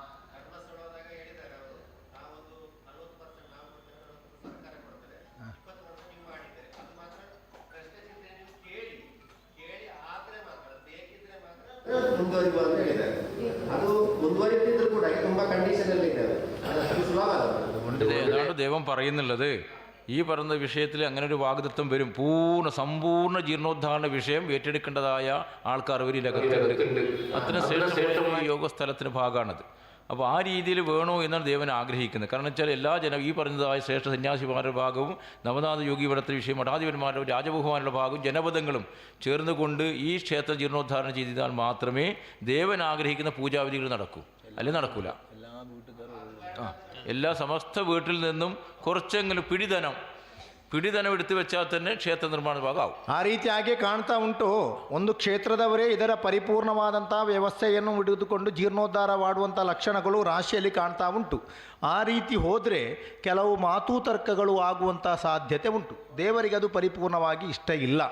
ದೇವರಿಗೆ ಇಷ್ಟ ಏನು ಅಂತ ಹೇಳಿದರೆ ಹಾಗೆ ಹೇಳಿದಾಗೆ ಸ್ವಾಮಿವರಿಯರು ನವನಾಥ ಯೋಗಿವರಿಯವರು ಆ ರೀತಿ ದೇವಸ್ಥಾನವನ್ನೇ ಒಬ್ಬೊಬ್ಬರು ಕಟ್ಟುವರಿದ್ದಾರೆ. ಇಡೀ ದೇವಸ್ಥಾನ ಗುಡಿಯನ್ನೇ ಕಟ್ಟುವಂಥ ವಿಷಯ ಅಷ್ಟು ಸಾನ್ನಿಧ್ಯ ಇಲ್ಲಿಗೆ ವಿಷಯ ಉಂಟು. ದೇವರು ಬಯಸುವುದಾಗಲ್ಲ, ಎಲ್ಲ ಮನೆಯಿಂದ ಒಂದೊಂದು ಮುಷ್ಟಿ ಹಣ ಪುಂಡಿಪಣವು ಹಣ ಎನ್ನ ಪಾಲ್ಗೆ ಬರ್ತದೆ, ಜೀರ್ಣೋದ್ಧಾರ ಆಗಬೇಕು ಅಂತ ದೇವರ ಇಚ್ಛೆ.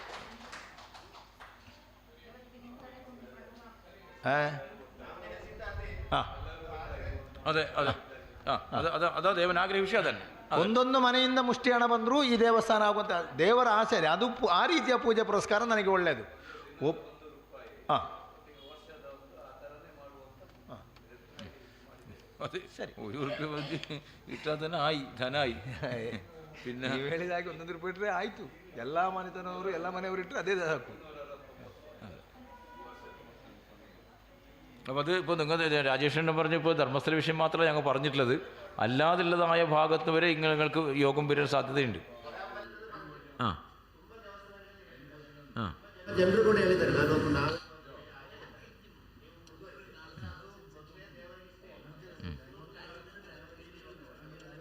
ನಾವೊಂದು ಕ್ಷೇತ್ರವನ್ನು ಉದ್ದೇಶ ಮಾಡಿ ಇಟ್ಟು ಹೇಳಿದ್ದಲ್ಲ, ಎಲ್ಲ ವಿಷಯದಲ್ಲೂ ಎಲ್ಲವನ್ನೂ ಒಬ್ಬರೇ ಮಾಡುವಂಥ ಲಕ್ಷಣ ಇದ್ದರೂ ಆ ರೀತಿ. ಹಾಂ,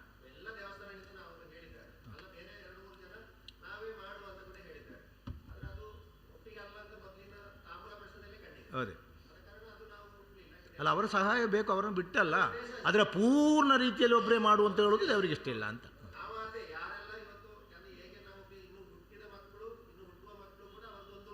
ಬರಬೇಕು ಹಾಂ, ಸಮಸ್ತ ಅದು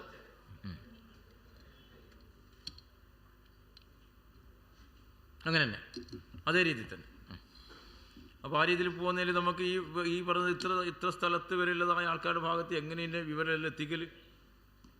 നീലേശ്വരം തൊട്ട് ഇവിടെ പണമ്പുര ಅಂಗೋಳ ವರೆ ಅವರಿಗೆಲ್ಲ ಅವರ ವಿಷಯಕ್ಕೆ ಮನದಟ್ಟು ಮಾಡುವಂಥ ವಿಷಯ, ಅವರಿಗೆ ಸಂದೇಶಗಳ ವಿಚಾರಧಾರೆಗಳು ಅವರಿಗೆ ತಲುಪುವಾಗೆ ಮಾಡುವಂಥ ದಾರಿ ಯಾವುದು ಅಂತ ಸ್ವಾಮಿಗಳನ್ನಾದ್ರಿ, ರಾಜಮನೆತನರಾದ್ರಿ, ಉದ್ಯಮಿಗಳಾಗಲಿ, ಭಕ್ತರಾಗಲಿ ಎಲ್ಲರಿಗೆ ವಿಷಯ ಮನ ಮುಟ್ಟಬೇಕಲ್ಲ.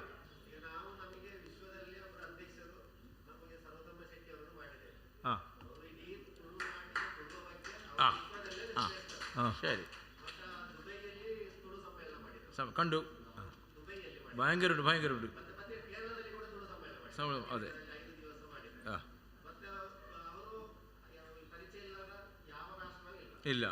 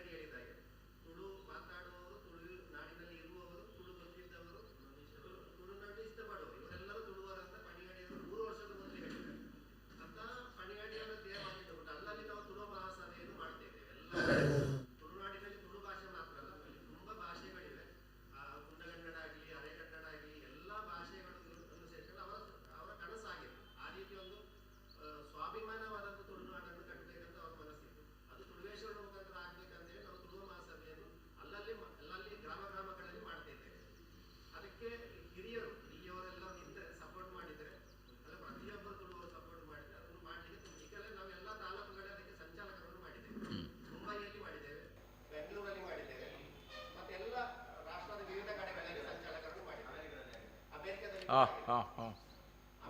ಸಂಚಾಲಕರಾಗಿದ್ದಾರೆ. ನಮ್ಮ ಅಧ್ಯಕ್ಷರು ಅದಕ್ಕೆ ಪೂರ್ಣ ಪ್ರಮಾಣದಲ್ಲಿ ತೊಡಗಿಸಿಕೊಳ್ತಾರೆ. ಅದು ದೊಡ್ಡ ಶ್ರೇಷ್ಠವಾಗ್ತದೆ. ನಾವು ಈ ಸಣ್ಣ ಸಣ್ಣ ಇದರಲ್ಲಿ ನಾವು ಮಾಡ್ತಿದ್ದೇವೆ.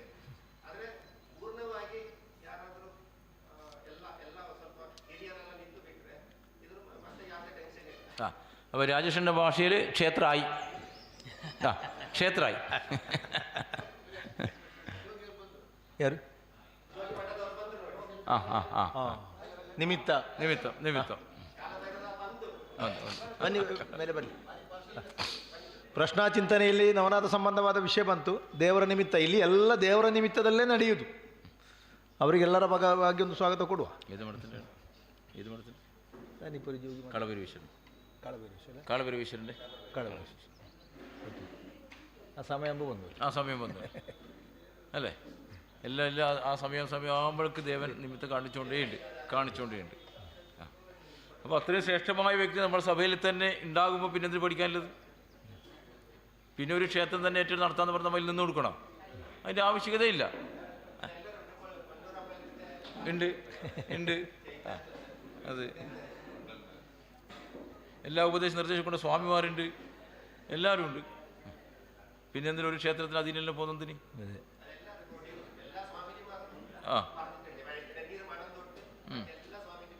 പറഞ്ഞിട്ടുണ്ട്.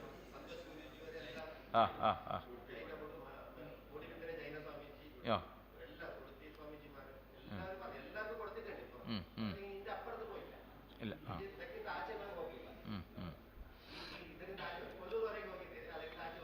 ഇല്ല.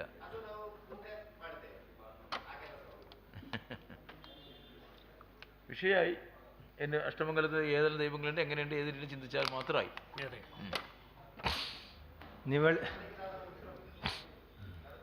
പിന്നെ ബ്രഹ്മകലശ മുഹൂർത്തം. ಸದೃಢವಾಯಿನಿಂಚಿನ ಸಮಿತಿ ನೀವು ಹೇಳಿದ ಹಾಗೆ ದೇಶ ವಿದೇಶದಲ್ಲಿ ಸದೃಢವಾದಂತಹ ದಾನಿಗಳನ್ನು, ಉದ್ಯಮಿಗಳನ್ನು, ಸ್ವಾಮೀಜಿಯವರನ್ನು ಎಲ್ಲರನ್ನೂ ಭೇಟಿ ಮಾಡಿ ತುಳುನಾಡಿನ ಪ್ರತಿಯೊಂದು ಜನತೆಯ ಮನೆಗಳಲ್ಲಿ ಹೇಳಿದರೆ ನಿಮ್ಮ ಕಲ್ಪ ನಮಗೆ ಕ್ಷೇತ್ರ ಆಯಿತು. ನಮಗೆ ಇಲ್ಲಿ ಚಿಂತನೆ ಇರೋದು ಪ್ರಧಾನ ದೇವರ ವಿಷಯಕ್ಕೆ, ಪರಿವಾರ ದೈವಗಳ ವಿಷಯಕ್ಕೆ, ಕ್ಷೇತ್ರ ಸಾನ್ನಿಧ್ಯದ ವ್ಯವಸ್ಥೆ ಹೇಗೆ ಅಂತ ಹೇಳಿ ಚಿಂತನೆ ಹೇಳ್ತಾರೆ. ಬ್ರಹ್ಮಕಲಶಕ್ಕೆ ದಿನನಿಗಂಟು ಮಾಡ್ಬೋದು.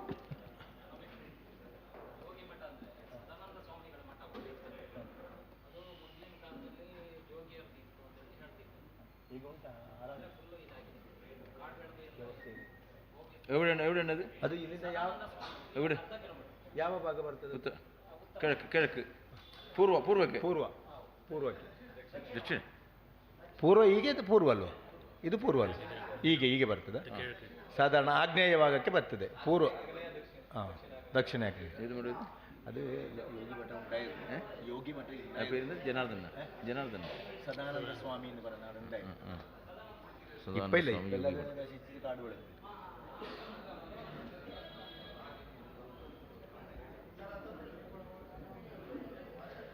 ഇതിൻ്റെ അഗ്നിയുണ്ടാണ്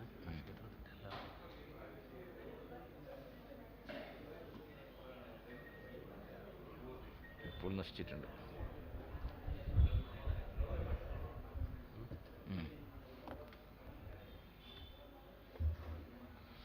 അതുപോലെ മറ്റൊന്ന് ശ്രദ്ധിക്കേണ്ടത് വെച്ചാൽ ഇങ്ങനെ കമ്മിറ്റിയുടെ ഭാഗം രൂപീകരിച്ച് മുമ്പോട്ട് പോകുമ്പോൾ രണ്ടാമത്തെ രാശി വാങ്കുരാശിയാണ്. രണ്ടാമത്തെ രാശി വാക്കും കുടുംബം ധനം ദ്വിതീയം. അങ്ങനെ വാങ്കുരാശി കൂടിയാണ് ഈ രണ്ടാമത്തെ ഭാവം. ആ ഭാവാധിപത്യത്തിൽ ലാഭൻ രാശി നിൽക്കുന്നുള്ളത്.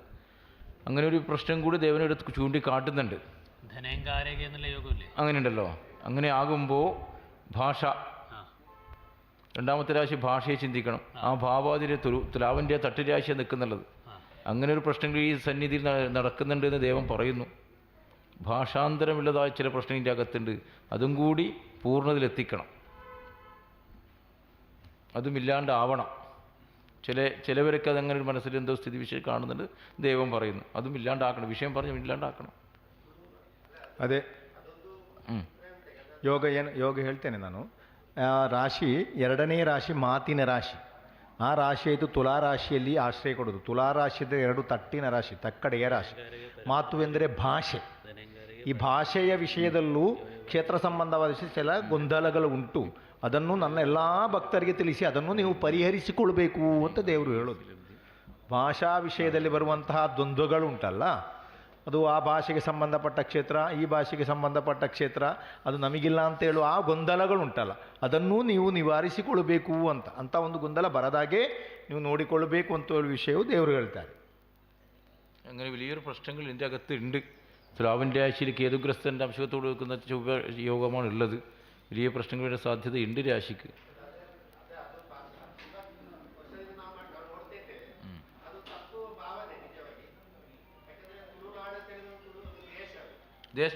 ദേശമാണ് അല്ല.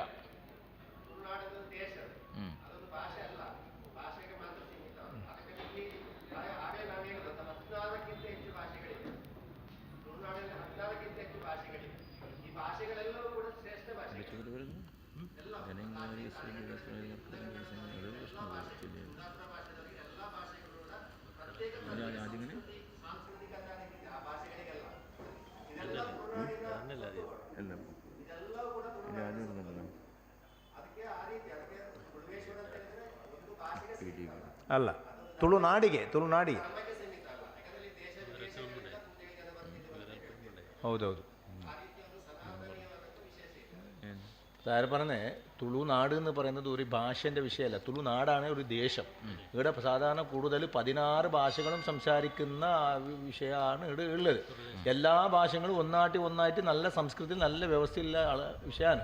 എല്ലാ ഭാഷക്കാരും ആരാധിക്കുന്ന ദേവനാണ്. അതുകൊണ്ട് ഭാഷയ്ക്ക് സീമിത വിഷയം ഇല്ലാന്ന് അത് രാജേഷിൻ്റെ കൽപ്പന വിഷയം മാത്രമാണ്. ഇവിടെ ദേവൻ പറയുന്നു ഈ വാക്പതിയുടെ ചൊവ്വ ഈ അഷ്ടമരാശി നിൽക്കുന്നത് കൊണ്ട് തുലാവിന് തട്ട് രാശിയാണ്. അങ്ങനെ ഒരു ഭാഷാ പ്രശ്നം നിലനിൽക്കുന്നുണ്ട്, അത് പരിഹരിക്കണം. ഇപ്പോൾ രാജേഷിനെ പറഞ്ഞ് ഞങ്ങൾ അംഗീകരിച്ചു ഉണ്ട്, ഇല്ല സത്യത്തിനകത്ത് അങ്ങനെ ഒരു ദേശമാണത്, അതൊരു ഇതല്ല സംസ്കാര വിഷയങ്ങളല്ല, ദേശത്തിൻ്റെ ഭാഗമാണ്. അതിലൊരു ഇത് മാത്രം വാക്ക് മാത്രം ഇത് മാത്രമല്ല ഇതിൽ പറയേണ്ടതുള്ളൂ. എല്ലാവർക്കും മനസ്സിലാക്കി കൊടുക്കണം, അതാ വേണ്ടത്. ನೀವೇಳಿ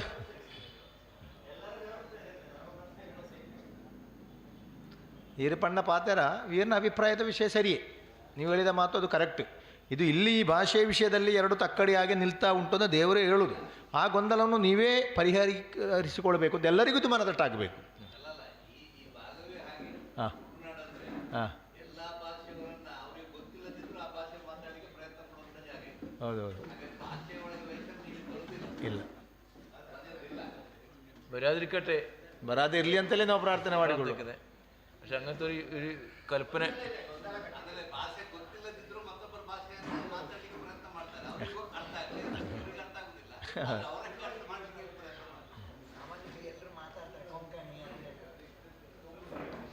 അല്ല, എവിടെയോ ഒരു അങ്ങനത്തെ ഒരു ഘടന രൂപപ്പെടുന്നുണ്ടെന്നാണ് പറയുന്നത് രാജേഷനാ. അങ്ങനെ ഒരു ഭാഷാ പ്രധാനമായിട്ടുള്ളതായ ഒരു ചർച്ചയുടെ ഭാഗം എവിടെയോ രൂപപ്പെടുന്നുണ്ട്. നാളെ മറ്റൊരു ചോദ്യം വന്നേക്കാം.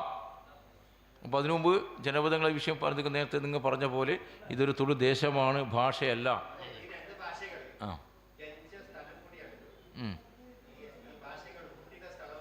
ആ തുളു തുളു ഈ പ്രദേശം ആ ഇതാಳೆ ದೇವತೆ. ಅದನ್ನೆಲ್ಲ ಎಲ್ಲರಿಗೂ ಮನದಟ್ಟು ಮಾಡಿಕೊಡಬೇಕು ಅಂತ. അതെ, അതെ ഇവിടുത്തെ ഇതിൻ്റെ പറഞ്ഞത് സംഗീതം സാഹിത്യം സരസ്വത്യാഹ കുജദ്വയം ഏവം ആഘാതമതിൽ അന്യത ആലോചനാമൃതം. സംഗീതവും സാഹിത്യവും എന്നപോലെ തുളുവായാലും കന്നഡമായാലും ഈ എന്തായാലും സരസ്വതി സ്തനദ്വയങ്ങളെന്നാണ് പറഞ്ഞത്. സംഗീതം സാഹിത്യം സരസ്വത്യാഹ കുജദ്വയം ഏകം ആപാദമധുരം അന്യത ആലോചനാമൃതം. ഈ രണ്ട് സ്ഥലങ്ങൾ ആ രീതിയിലുള്ള ഭാഷ വിഷയം മാത്രം കണക്കാക്കിയാൽ മതി എന്നാണ് ദൈവം പറയുന്നത്. അത് ഉൾക്കൊണ്ടാൽ കാര്യം ശരിയായി. ದೇವರು ಹೇಳುವ ವಿಷಯ ಹೀಗೆ, ಸಂಗೀತ ಮತ್ತು ಸಾಹಿತ್ಯ ಸರಸ್ವತಿ ದೇವಿಯ 2 ಸ್ಥಾನಗಳಿದ್ದಾಗೆ, ಅದೇ ರೀತಿ ಈ ದೇವರ 2 ಸ್ಥಾನಗಳಿದ್ದಾಗೆ ತುಳು ಮತ್ತು ಕನ್ನಡ. ಆ ರೀತಿಯನ್ನೇ ನೀವು ಒಪ್ಪಿಕೊಂಡ್ರೆ ಆಯಿತು. ದೇವರ 2 ಸ್ಥಾನಗಳಿದ್ದಾಗೆ ಸಂಗೀತ ಮತ್ತು ಸಾಹಿತ್ಯ ಹೇಗೆ ಸರಸ್ವತಿ ದೇವಿಯ ಸ್ಥಾನಗಳು, ತುಳು ಮತ್ತು ಕನ್ನಡ ಈ ದೇವರ 2 ಸ್ಥಾನಗಳಂತಲೇ ನಾವು ಒಪ್ಪಿಕೊಂಡ್ರೆ ಆಯಿತು ಎಲ್ಲರೂ. അത്ര അല്ല, ഭാഷാ വ്യത്യാസങ്ങളില്ല. അതെവിടെയോ ഒന്ന് രൂപപ്പെട്ടുണ്ടോ എന്നുള്ള ലക്ഷണം അഷ്ടമംഗല ഗ്രഹയോഗത്തിൽ ഉണ്ട്. അങ്ങനെ ഇതിനെതിരായി എന്തോ, എതിരെന്നല്ല, എന്തോ ചോദ്യമോ അങ്ങനെ എന്തോ വിഷയം പ്രശ്നം പറ്റി വരാൻ സാധ്യതയുണ്ട് ഭാവിക്ക് എന്ന് പറയുന്നുണ്ട്. ಸ್ವಲ್ಪ ಅದರ ಒಂದು ಹೊಗೆ ಹೇಳುವಂಥ ಸಾಧ್ಯತೆ ಉಂಟು ಅಂತ. ಅಷ್ಟಮಂಗಲ ಪ್ರಶ್ನೆ ಅಂತ ಯೋಗ ಇದ್ದದನ್ನು ಹೇಳಬೇಕಲ್ಲ ಹಾಗೆ.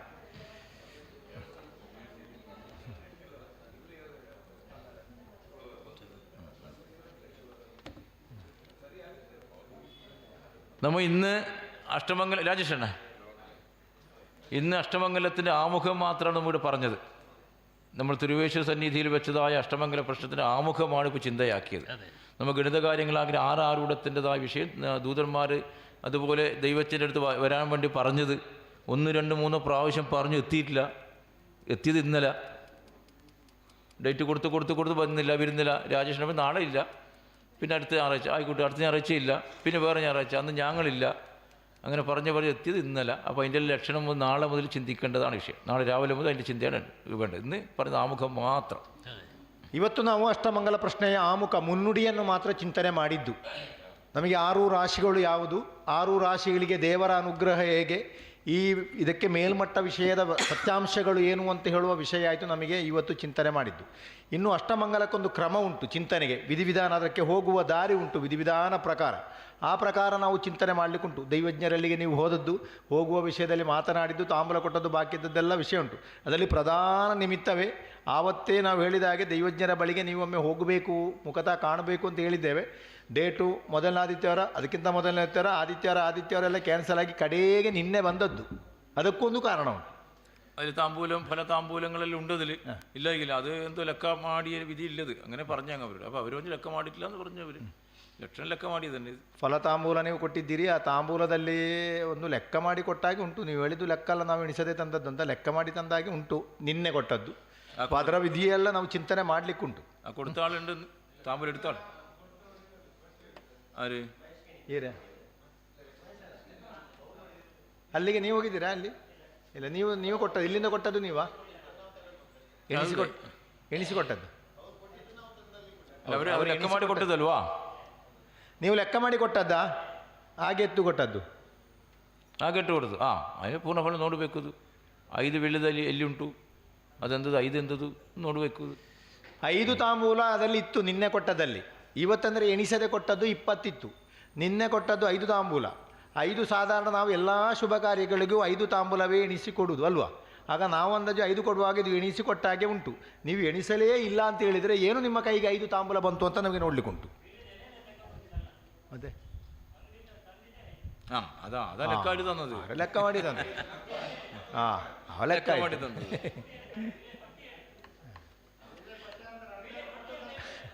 ಕೊಟ್ಟದೇ ಇದು. ತಾಂಬೂಲ ಕೊಡಿಗೆ 5 ಎತ್ತಲೆ ಕೊಡ್ತು ಪೀಡಿಯನ್ನು. ತಾಂಬೂಲ ಪೀಡಿಯನ್ನು 5 ಎತ್ತಲೆ ಕೊಡ್ಕೂല. ಪೀಡಿಯನ್ನು ಅಂಗಡಿಯಿಂದ 5 ತಾಂಬೂಲ ಕೊಟ್ಟದ್ದ. ಕವಲಿ ಎತ್ತರ 80 ಅಲ್ಲ 25 5 ಹೌದಾ? 5 ಕೊಡು. ನಮ್ಮ ಕಡೆಯಲ್ಲಿ ವೀಳ್ಯದನ್ನ ಎತ್ತರ 25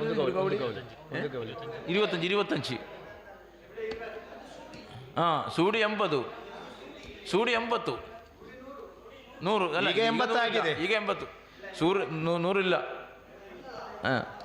ಒಂದು ನಾವು ಸಾಧಾರಣ ವೀಳ್ಯದೆಲೆ ತೆಕ್ಕೊಳ್ಳುವಾಗ ಯಾವ ಕಾರ್ಯಕ್ರಮ ಆದರೂ ಒಂದು ಕವಳೆ ತೆಕ್ಕೊಳ್ಳೋದು. ಮೊದಲು ಒಂದು ಕವಳೆಯಲ್ಲಿ 25, ಒಂದು ಸೂಡಿ 100 ಇತ್ತು. ಈಗ ಒಂದು ಕವಳೆಯಲ್ಲಿ 20 ಬರ್ತದೆ, ಸೂಡಿಗೆ 80 ಬರುದು ಮಾತ್ರ. ಹಾಗೆ ಆಗಿದೆ. 5 ಪಟ್ಟಿ ಅಂದರೆ 5 ಅವರೇ ಕೊಡ್ತಾರೆ. അപ്പോൾ അത് പ്രാമാണിക എടുത്ത ദേശ വിഷയം, അത് ചിന്തിക്കാനില്ല. 5 എടുത്തു കൊടുത്തത് ಅದು ನಿಮಿತ್ತ ಅಲ್ಲ, ಪ್ರದೇಶ ಸಂಪ್ರದಾಯ. ಪ್ರದೇಶ ಸಂಪ್ರದಾಯ ನಿಮಿತ್ತ ಅಲ್ಲ, ಅದು ನಿಮಿತ್ತ ಅಲ್ಲ, ಪ್ರದೇಶ ಸಂಪ್ರದಾಯ.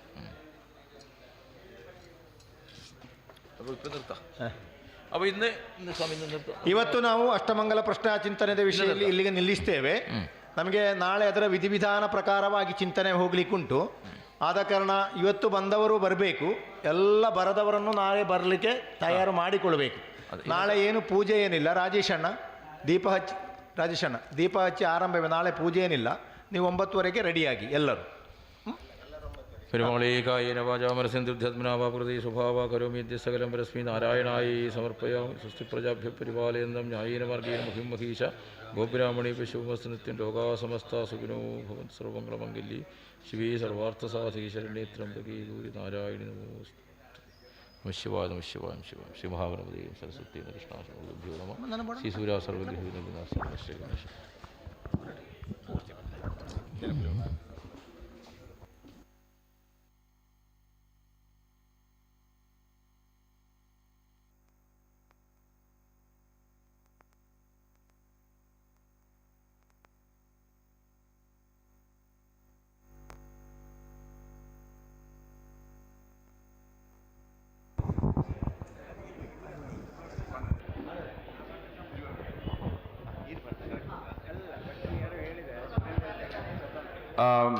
ಮಾತೆಲ್ಲ ಮೂಲಕನೇ ನಮಸ್ಕಾರ ಎಲ್ರಿಗೂ. ಕನ್ನಡದಲ್ಲಿ ಮಾತಾಡಬೇಕಾ ತುಳುವಿನಲ್ಲಿ ಮಾತಾಡಬೇಕಾ?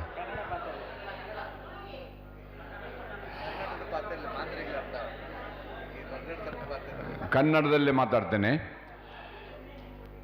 ಮಾತಾಡಲಿಕ್ಕೆ ಏನಿಲ್ಲ, ನಾನು ನಿದ್ದೆಯಲ್ಲಿದ್ದೇನೆ ಇಲ್ಲಿ. ನಿನ್ನೆ ಇಡೀ ರಾತ್ರಿ ನಾನು ಮಲಗಲಿಲ್ಲ.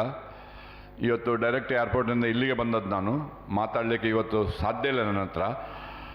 ರಾಜೇಶ್ ಹೇಳಿದರು, ನನ್ನ ಬಗ್ಗೆ ಹೇಳಿದರು, ಅಲ್ಲಿ ಇಲ್ಲಿ ಏನೆಲ್ಲ ಮಾಡಿದ್ದೇನೆ ಅಂತೇಳಿ. ಅದಕ್ಕೆಲ್ಲ ಉತ್ತರ ನಾಳೆ ಕೊಡ್ತೇನೆ. ನಾನು ಮಾತಾಡುವುದು ನಾಳೆ ಮಾತಾಡ್ತೇನೆ. ಸ್ವಾಮೀಜಿಯವರ ಆಶೀರ್ವಾದ ನಾವು ಇವತ್ತು ಪಡೆದುಕೊಳ್ಳುವ, ಆಯಿತಾ? ಗುರುಭ್ಯೋ ನಮಃ. ಮೂಕಾಂಬಿಕಾ ಕೃಪಾಲೋಕಾತ್ ಆಕಾಂಕ್ಷಿಕ ಫಲಪ್ರದ ಮೂಕಾನ್ ಗೃತಮೇ ಶತ್ರುಂ ಏಕಾಂತಿಕ ಜನಪ್ರಿಯ. ಮಾತಾಡಲಿಕ್ಕೆ ಎಂತ ಇಲ್ಲ, ನಾನು ಬರುವಾಗ ಲೇಟಾಗಿದೆ. ಸ್ವಲ್ಪ ತಡ ಆಯಿತು, ಅನುಷ್ಠಾನ ಎಲ್ಲ ಆಗಿ ಬರುವಾಗ ಸ್ವಲ್ಪ ತಡ ಆಯಿತು. ಡ್ರೈವರ್ ಬರಲಿಲ್ಲ, ನಾನು ರೆಡಿಯಾಗಿದ್ದೆ, ನಿಮ್ಮನ್ನೆಲ್ಲ ಕಾಯಿಸಿದೆ. ಅಂತೂ ಸಂತೋಷ. ಇಲ್ಲಿವರೆಗೆ ತಾಂಬೂಲ ಪ್ರಶ್ನೆಯಿಂದ ಇವತ್ತು ಅಷ್ಟಮಂಗಲಕ್ಕೆ ಬಂದಿದೆ.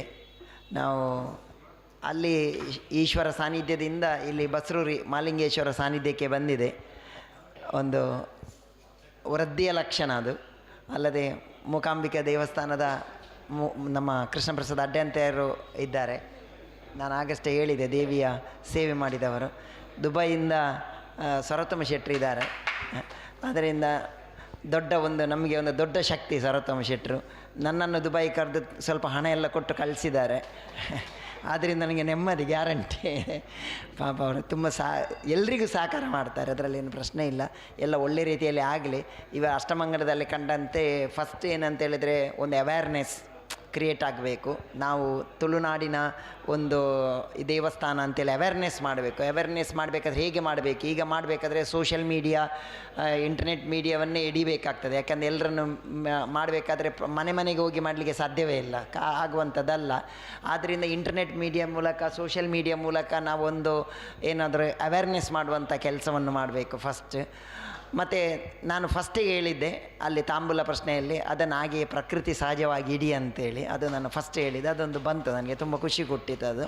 ಅದನ್ನು ಪ್ರಕೃತಿ ಸಹಜವಾಗಿ ಮಾಡುವಂಥದ್ದು. ಮತ್ತು ಅದು ಈಗ ಹಾಗೆ ಇಟ್ಟರೆ ಇನ್ನೆಲ್ಲ ಬೇರೆಲ್ಲ ಮುಟ್ತದೆ, ಅದಕ್ಕೆ ಚಿಂತನೆ ಮಾಡಬೇಕಾಗ್ತದೆ. ಯಾಕಂತೇಳಿದರೆ ಬೇರೆಲ್ಲ ಮುಳುಗೆಲ್ಲ ಶಿವಲಿಂಗವೇನು ಕಾಣದಾಗೆ ಆಗಿದ್ರೆ ಒಳಗೆ ಹೋಗಲಿಕ್ಕೆ ಆಗ್ತದೆ. ಯಾಕಂದರೆ ಬೇರು ದಪ್ಪ ಆಗ್ತಾ ಇರ್ತದೆ ನೋಡಿ. ಅದಕ್ಕೆ ಬಗ್ಗೆ ಏನಂತೇಳಿ ಪ್ರಶ್ನೆಯಲ್ಲಿ ಚಿಂತನೆ ಮಾಡಿ, ಯಾಕೆ ಏನು ಮಾಡಬೇಕು, ಏನು ಅದರ ಬಗ್ಗೆ ಏನೋ ಕಡಿಬಹುದಾ? ಯಾಕಂದರೆ ಒಳಗೆ ಹೋಗ್ಲಿಕ್ಕೆ ಆಗೋದಿಲ್ಲ, ದಪ್ಪ ಆಗ್ತಾ ಹೋಗ್ತಾ ಇರ್ತದೆ. ಅದರಿಂದಾಗಿ ಅದರ ಬಗ್ಗೆ ಒಂದು ಪ್ರಶ್ನೆ ಮಾಡಲಿ, ಮತ್ತು ಅವೇರ್ನೆಸ್ ಮಾಡಿ. ಮತ್ತು ನಾನು ಹೇಳುವಂಥದ್ದು ಏನಂತೇಳಿದರೆ, ಯಾವುದೇ ದೇವ ಸಾನ್ನಿಧ್ಯ ಇರ್ತದೆ, ಅದರಿಂದ ಎಲ್ಲವೂ ಸರಿಯಾಗ್ತದೆ. ಆದರೆ ಎಲ್ಲಕ್ಕಿಂತ ಧನಲಕ್ಷ್ಮಿ ಭಾರಿ ದೊಡ್ಡದು. ಎಲ್ಲಕ್ಕೂ ಒಬ್ಬರು ಸಾಧು ಒಂದು ಮಾತನ್ನು ಹೇಳ್ತಾರೆ. ಅಷ್ಟಲಕ್ಷ್ಮಿಯರಲ್ಲಿ ಒಬ್ಬ ಕೇಳಿದಂತೆ, ನಿಮಗೆ ಯಾವುದು ಬೇಕು ಅಂತೇಳಿ. 8 ಲಕ್ಷ್ಮಿಯರು ಕೇಳಿದಂತೆ ಯಾವುದು ಬೇಕಂತೇಳಿ. ಒಬ್ಬೊಬ್ಬರು ಒಂದೊಂದು ಕೇಳಿ. ಒಬ್ಬ ಹೇಳಿದಂತೆ, ನನಗೆ ಧೈರ್ಯಲಕ್ಷ್ಮಿ ಒಂದಿದ್ದರೆ ಸಾಕು ಅಂತೇಳಿ. ಆವಾಗ ಧೈರ್ಯಲಕ್ಷ್ಮಿ ಇದ್ದಾಗ ಮತ್ತೆ 8 ಲಕ್ಷ್ಮಿಗಳು ಸೀದಾ ಬಂದ್ರಂತೆ ಒಳಗೆ, ಎಲ್ಲ ಒಟ್ಟಿಗೆ ಬಂದು. ಆದ್ದರಿಂದ ಧೈರ್ಯಂ ಸರ್ವತ್ರ ಸಾಧನ. ಹಾಗೆ ಎಲ್ಲ ಒಳ್ಳೆಯದಾಗಲಿ. ನಾವು ನಂಬುವ ಕೊಡಚಾದ್ರಿ ಮತ್ತು ಭಗವತಿ ಮೂಕಾಂಬಿಕೆ ಒಳ್ಳೇದು ಮಾಡಲಿ. ರಾಜೇಶ್ರೇ, ಒಂದು ತುಂಬ ಜನರು ಸೇರಲಿ. ಇಷ್ಟು ಇವರು ಹೇಳಿದಾಗೆ ಇವತ್ತೇನು ಸೇರಿದ್ದು ಅಷ್ಟು ಆಗಲಿಲ್ಲ, ಇನ್ನೂ ಅವೇರ್ನೆಸ್, ಬಟ್ ಬೆಳೀಬಹುದು, ಇನ್ನು ತುಂಬ ಬೆಳೀಬಹುದು. ಆಗಲಿ ದೇವರು. ನಾನು ಯಾವತ್ತೂ ಇದ್ದೇನೆ ನಿಮ್ಮೊಟ್ಟಿಗೆ. ಒಂದು ಫಸ್ಟ್ ಸ್ವಾಮೀಜಿಗಳನ್ನೆಲ್ಲ ಸೇರಿಸ್ಲಿಕ್ಕೆ ಹೇಳಿದೆ. ಯಾಕಂದರೆ ಸಾಧು ಸಂತರ ಒಂದು ಪಾದಸ್ಪರ್ಶ, ಪಾದಧೂಳಿಯಲ್ಲಿ ಅದರದ್ದೇ ಆದಂಥ ಒಂದು ಯೋಗ್ಯತೆ, ಅದರದ್ದೇ ಆದಂಥ ಒಂದು ಶಕ್ತಿ ಇರ್ತದೆ, ಅದರಲ್ಲಿ ಪ್ರಶ್ನೆ ಏನಿಲ್ಲ. ಅದನ್ನೆಲ್ಲ ಸೇರಿಸಲಿ, ಇಲ್ಲಿಯ ವಟಾರದವರನ್ನೆಲ್ಲ ಸೇರಿಸಿ ಆದಷ್ಟು ಬೇಗ ಆಗಲಿ ಅಂತೇಳಿ ನಾನು ಭಗವತಿ ಮೂಕಾಂಬಿಕೆ ಹತ್ರ ಪ್ರಾರ್ಥನೆ, ನಮ್ಮದೆಲ್ಲವೂ ಮೂಕಾಂಬಿಕೆ, ಸರ್ವಸ್ವವು ಮೂಕಾಂಬಿಕೆ ನಡೆಸಿಕೊಡ್ಲಿ ಅಂತೇಳಿ ನಾನು ಪ್ರಾರ್ಥನೆ ಮಾಡ್ತೇನೆ. ಅಷ್ಟೇ ಸಾಕು.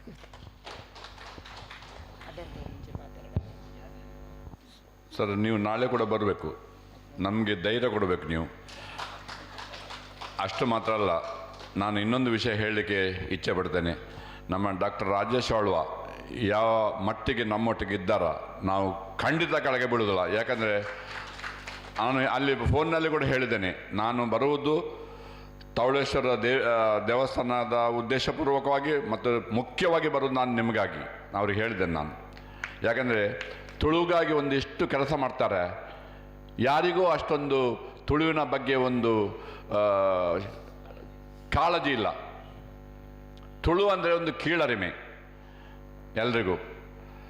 ಮತ್ತು ಭಟ್ರು ಅವರೊಂದು ಹೇಳಿದರು, ಯಾರು ಗೋಪಾಲಕೃಷ್ಣ ಅವರೊಂದು ಹೇಳಿದರು, ದನ ಮತ್ತು 3-4 ಎಲ್ಲ ಹೇಳಿದರು. ಮುಖ್ಯವಾಗಿ ಏನು ಹೇಳಬೇಕು ಗೊತ್ತುಂಟ, ತುಳುವರಲ್ಲಿ ಒಗ್ಗಟ್ಟಿಲ್ಲ ನಮ್ಮ ಹತ್ರ. ಇಡೀ ತುಳುನಾಡಿನಲ್ಲಿ ನೋಡಿದರೆ ತುಳುವರಲ್ಲಿ ಒಗ್ಗಟ್ಟಿಲ್ಲ. ನಾವು ಎಲ್ಲ ಒಟ್ಟಾದರೆ ನಮಗೆ ಏನೂ ಅಸಾಧ್ಯ ಇಲ್ಲ. ಅಡ್ಡಂದ ರಡ್ಡೆ ಶಬ್ದ ಇರ್ನ ಬಾಯಿಡು ಇನಿ ಎಲ್ಲೇ ಪತ್ತರ್ಲಿ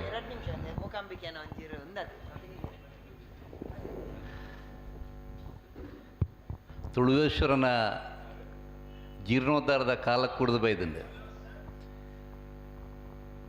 ದುಬೈಡ್ದು ಸರ್ವೋತ್ತಮಣ್ಣೆ ಸ್ವಾಮಿಲ್ನ ಆಗಮನ ಇನ್ನು ಮಾತನ್ನು ನಮ್ಮ ಸೇರಿದು ಆ ದೇವಸ್ಥಾನದ ಜೀರ್ಣೋದ್ಧಾರಕ್ಕೂ ನಮ್ಮ ಮನಸ್ಸು ಮಲ್ತಂದಾಂಡ ರಾಜೇಶ್ ಅವರೇ ಒಂಜಿ ವರ್ಷದಲ್ಲೈ ನಿಖಲು ಎನ್ನೇರ ಸಾಧ್ಯ ಆ ದೇವಸ್ಥಾನ ಅಲ್ಪ ಮೂಡ್ದು ಬರೋ ಸಾಧ್ಯತೆ ಉಂಡು. ನಮ್ಮ ಮಾತೇರೆಲ್ಲ ಸೇರ್ಪಾವನಂಚನ ಕೆಲಸ ಮಲ್ಪಗ ತುಳುವೇಶ್ವರಗೆ ಆ ಶಕ್ತಿ ಕೊರ್ಪನ ಕೆಲಸ ನಮ್ಮ ಮಲ್ತಂದಾಂಡ ಆಯನ ದೇವಸ್ಥಾನನು ಆರೇ ಮಲ್ಪನಂಚಿನ ಪರಿಸ್ಥಿತಿ ಬತ್ತದ ನಂಗೆ ಒದಗುಣು ಪನ್ಪನ ಪಾತ್ರೆಯನ್ನು ಪನ್ನೊಂದು ನಮ್ಮ ಮಾತೆಲ್ಲ ಇನ್ನು 8 ಜನ ನಾವು ಸೇರ್ದಾನ ನನ್ನ 9 ಜನಕ್ಕೂ ಈಡೆ ಸೇರ್ಪಾದೆ ಬಹುಶಃ ಪ್ರಶ್ನ ಚಿಂತಕರು ಪನ್ನ ಲೆಕ್ಕ 7 ದೇವಸ್ಥಾನ 700 ದೇವಸ್ಥಾನ ಕಟ್ಟಿನ ಶಕ್ತಿ ತುಳುವರೆಗುಂಡು. ತುಳುವೇಶ್ವರನ ಒಂಜಿ ಸನ್ನಿಧಿನ ಎಂಕಿತ್ತೆ ಎನ್ನ ಮನಸ್ಸಿಗೆ ತೋಜುನ ಆ 4 ಸೆನ್ಸ್ ಆಜಿ ಸೆನ್ಸಡ್ ನಮ್ಮ ದಾದ ಮಲ್ಪೋಲಿಂದ ಆ ಈ 4 ಸೆನ್ಸ್ ಆಜಿ ಸೆನ್ಸದ ಜಾಗಿರ್ದು ಹೆಚ್ಚಿ ಜಾಗ ನಮ್ಮ ಇಂಚೆ ಗೆತ್ತನಲ್ಲಿ ಆತ ಜಾಗ ಇತ್ತಂದ ನಮ್ಮ ದುಡ್ಡು ಉಂಡು, ಖರ್ಚು ಮಲ್ಪರ ದುಡ್ಡು ಉಂಡು, ಮಲ್ಪರ ಜಾಗ ಇಜ್ಜಿ ಪಂಪನ ಪರಿಸ್ಥಿತಿ ಇತ್ತೇ ಉಂಡು.